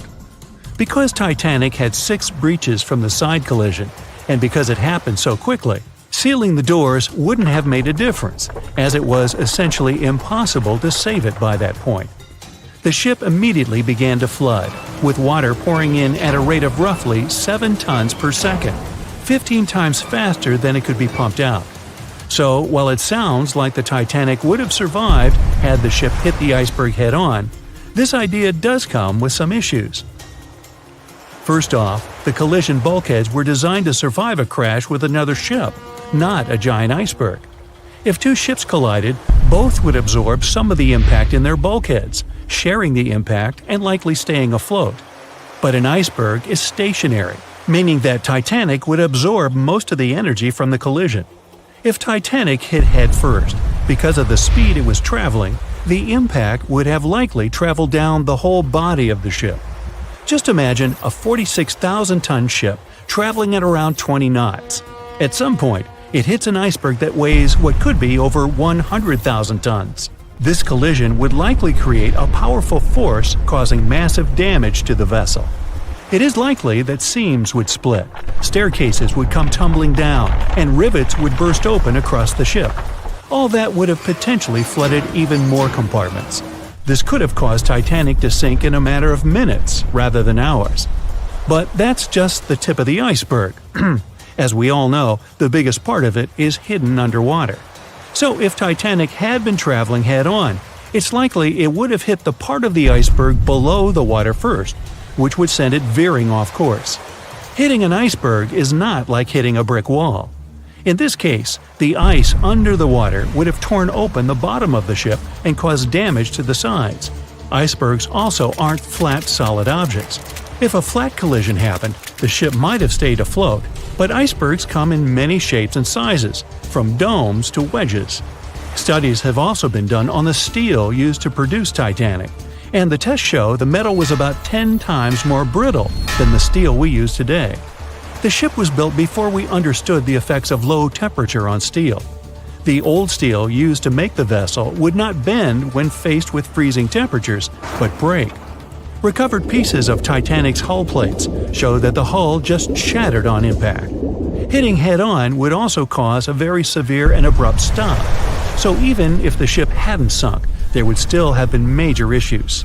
Think about when you suddenly hit the brakes on your car, or when the bus stops while you're walking down the aisle and you get flung forward. Passengers would have been thrown across the ship, and because the crash happened at night, most people were sleeping, so wouldn't be able to effectively prepare for any sort of impact. This would result in injuries for most people on board. It would be especially bad for those at the front of the ship, where the accommodation for the off-duty firefighters, greasers, and engineers was. But while passengers and off-duty crew may have been thrown out of bed, there would be a lot more survivors than in the original scenario. Many ships have had head-on collisions and made it back to shore. Not many people know that Titanic actually had two sister ships. The White Star Line, the company that built Titanic, also built vessels called Britannic and Olympic. Captained by Edward J. Smith, who would later helm Titanic, the Olympic set off on its maiden voyage in June 1911. But much like Ford's sister ship, disaster was just around the corner. On its fifth commercial voyage, Olympic collided with a Royal Navy ship, HMS Hawke. While the Olympic received damage to its side, Hawke crashed into the other vessel head-on. The bow of the Hawke was completely crushed by the collision, but because the ship had watertight compartments, it managed to survive the impact and later returned to shore for repair. Another study case is the SS Andrea Doria, which was an Italian ocean liner that made global headlines in 1956. Like the Titanic, the Andrea Doria was heading for New York City on its 101st voyage when disaster struck. On July 25th, the vessel collided with the 524-foot Swedish passenger liner Stockholm. The Stockholm hit the ship head-on, but the point of impact for the Andrea Doria was on its side. The front of the Stockholm was completely smashed, but because the impact was on its hull, it managed to survive. The Andrea Doria, however, sadly sank due to the collision being on the side of the ship. So these cases could suggest that maybe the Titanic would have survived had it hit the iceberg head-on. But we have to remember that the Titanic hit the thing full speed, whereas both the Olympic and the Andrea Doria were traveling slower. April 14, 1912. The Titanic crashed into a huge iceberg and sank. Yep, we've covered that. But what if this time we use the ice to bring the ship to the surface? This requires several thousand feet of wire mesh and a lot of liquid nitrogen. Our goal is to put the Titanic in a huge block of ice that will raise the ship to the surface. Now to do this, you need to wrap the wreck in a wire mesh and cover it with liquid nitrogen. The first problem you face is the inability to wrap the ship completely. You need to somehow lift the ship a little to put the mesh under it. Let's say that by some miracle you manage to do so. Next, you need to transport hundreds of large tanks of liquid nitrogen. You're underwater, opening the tanks, and it's so cold that the icy water of the Atlantic Ocean looks like it's boiling. The nitrogen just sizzles, dissipates, and certainly doesn't create a block of ice around the mesh. Alright, new attempt. Raise the Titanic with the help of huge magnets. For this, you need a large cruiser and some powerful magnets. You attach thick cables to the magnets and lower them to the bottom. Bright projectors illuminate the black ocean depths. Parts of the wreck are visible. The magnets descend lower and cling to the iron hull of the ship. The cruiser pulls the cables and magnets up. Some of them detach from the Titanic as the iron surface is covered with reefs and corals. Some parts of the wreck break away from the ship and rise. The power of the cruiser is not enough. One of the cables is torn. Not only the weight of the individual parts of the Titanic, but also the colossal water pressure interferes with the operation. The sunken ship can't be raised completely, only its small parts. In reality, there has already been an attempt to raise the Titanic in parts. The $5 million operation failed. Nylon slings were attached to a large part of the wreck. The other ends of the slings were connected to the diesel engines. For the entire operation, they used a mini submarine. A piece of the Titanic weighing 21 tons was pulled up, but one of the slings broke because of the strong water pressure. Then, one by one, the other cables began to snap, and a huge piece fell back to the seafloor. By this time, all the participants of the rescue operation had run out of food supplies, and it was far from the nearest shore, so they decided not to make a second attempt. A book was written and a movie was made about how the Titanic was lifted with compressed air. In reality, no one even attempted this operation. To do this, you'd need several hundred large cylinders of compressed air. At first, you install them inside the Titanic's hull and wait for them to pull the ship to the surface. As soon as you lower the cylinders under the water, they immediately float upwards. This greatly complicates the operation. You need to fasten the cylinders with cables and pull them down to the bottom using a powerful submarine, or better yet, several of them. Because of the high pressure, the cylinders might burst. In this case, the blast wave would hit other cylinders and provoke a catastrophe. Too expensive and unsafe. The most expensive and complex plan to raise the Titanic is probably the one where scientists somehow extract hydrogen and oxygen from the ocean water. Then, these extracted elements must fill special containers. Those containers are attached to the ship, and the Titanic would rise to the surface. Even if you extract oxygen and hydrogen from millions of tons of water, the rest of the ocean water will replace it. A machine that will be capable of such filtering should cost billions of dollars. Or you can come up with a chemical element that will use a chain reaction to purify all the water. In this case, the entire world ocean will be left without vital oxygen. Someone once suggested blowing up the Titanic. You'd need to lower several boxes of dynamite to the ocean floor. The boxes must be completely sealed to prevent the dynamite from getting wet. Next, you need to run several miles of wire conducting an electrical current to them. Once all this is done, you sail to a safe distance. Now, you're going to press the button to pass the current through the wire and activate the dynamite. 3, 2, 1, stop! Why would you do this? Even if it works, the wreckage of the Titanic will be scattered in all directions on the seabed. It will be impossible to lift the Titanic from the ocean. Imagine a huge hook that can fetch the Titanic and lift it from the bottom like a fish. This hook must be huge to pick up a sunken ship. Let's say you created it. Next, you're on a huge cruiser, sailing up to the crash site and lowering the hook down like an anchor. It falls right on the Titanic but doesn't cling to it. You need special equipment to attach a bus-sized hook to the Titanic. It would include a huge submarine with mechanical arms. To build such a device and make it work under enormous pressure is already next to impossible. But let's say you finally managed to hook the Titanic. It's then you realize the cruiser doesn't have enough power to lift the ship, weighing more than 50 tons, and the hook that adds about 10 tons more. To complete your task, you'll need a few more cruisers and a few extra $1 million. Once hot wax cools, it hardens and floats on the water surface.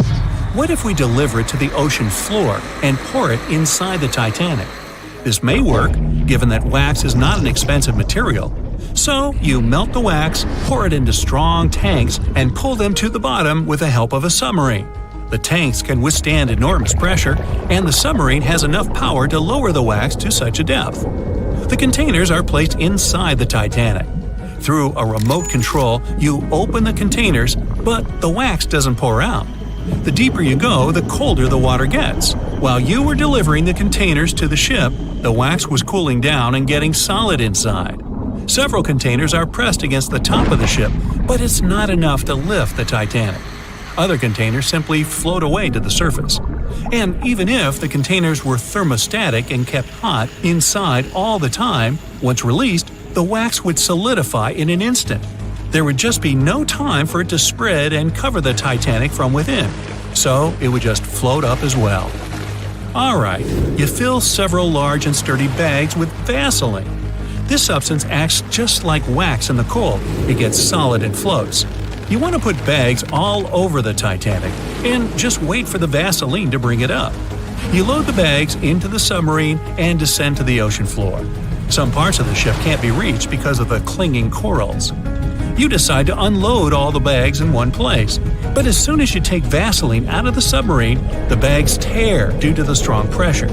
Solid pieces of Vaseline float up, pushed by the water. Mission failed.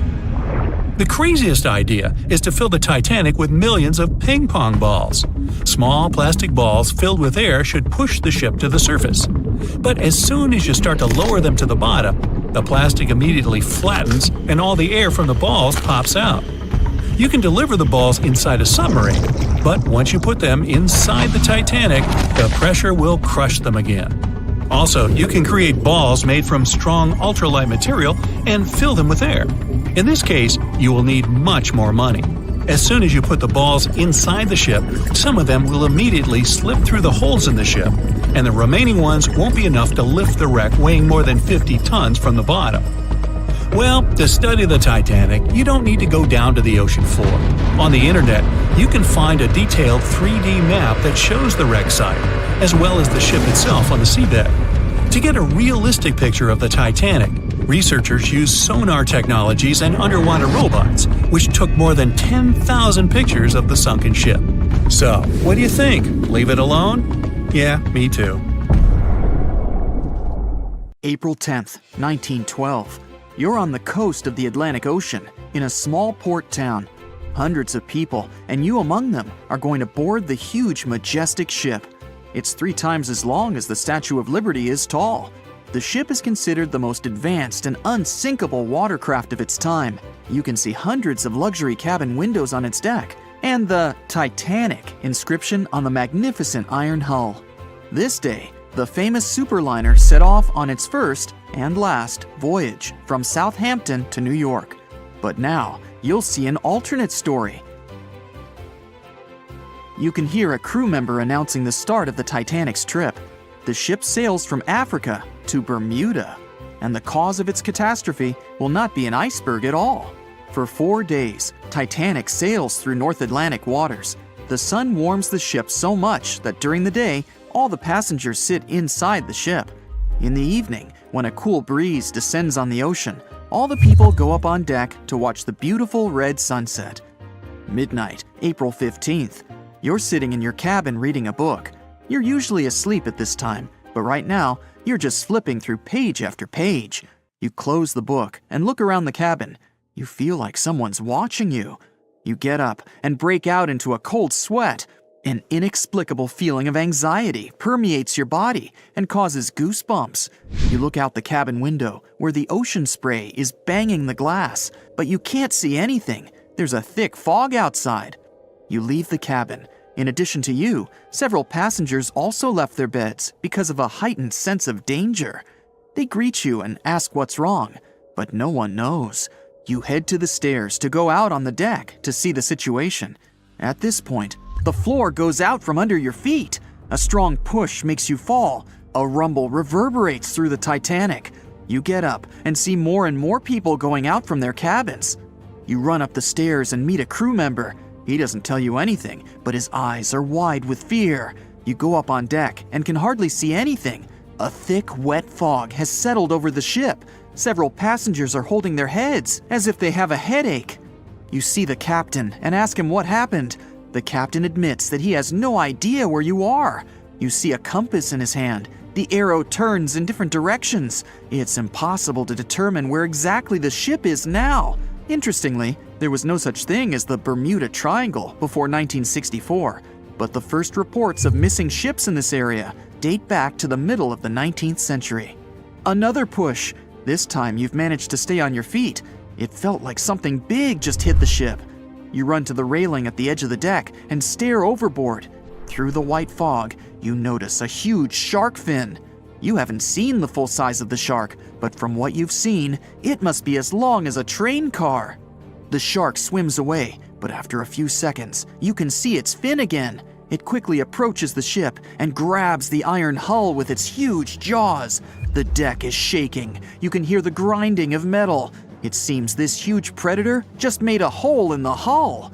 Only one creature on the planet can do this, the Megalodon.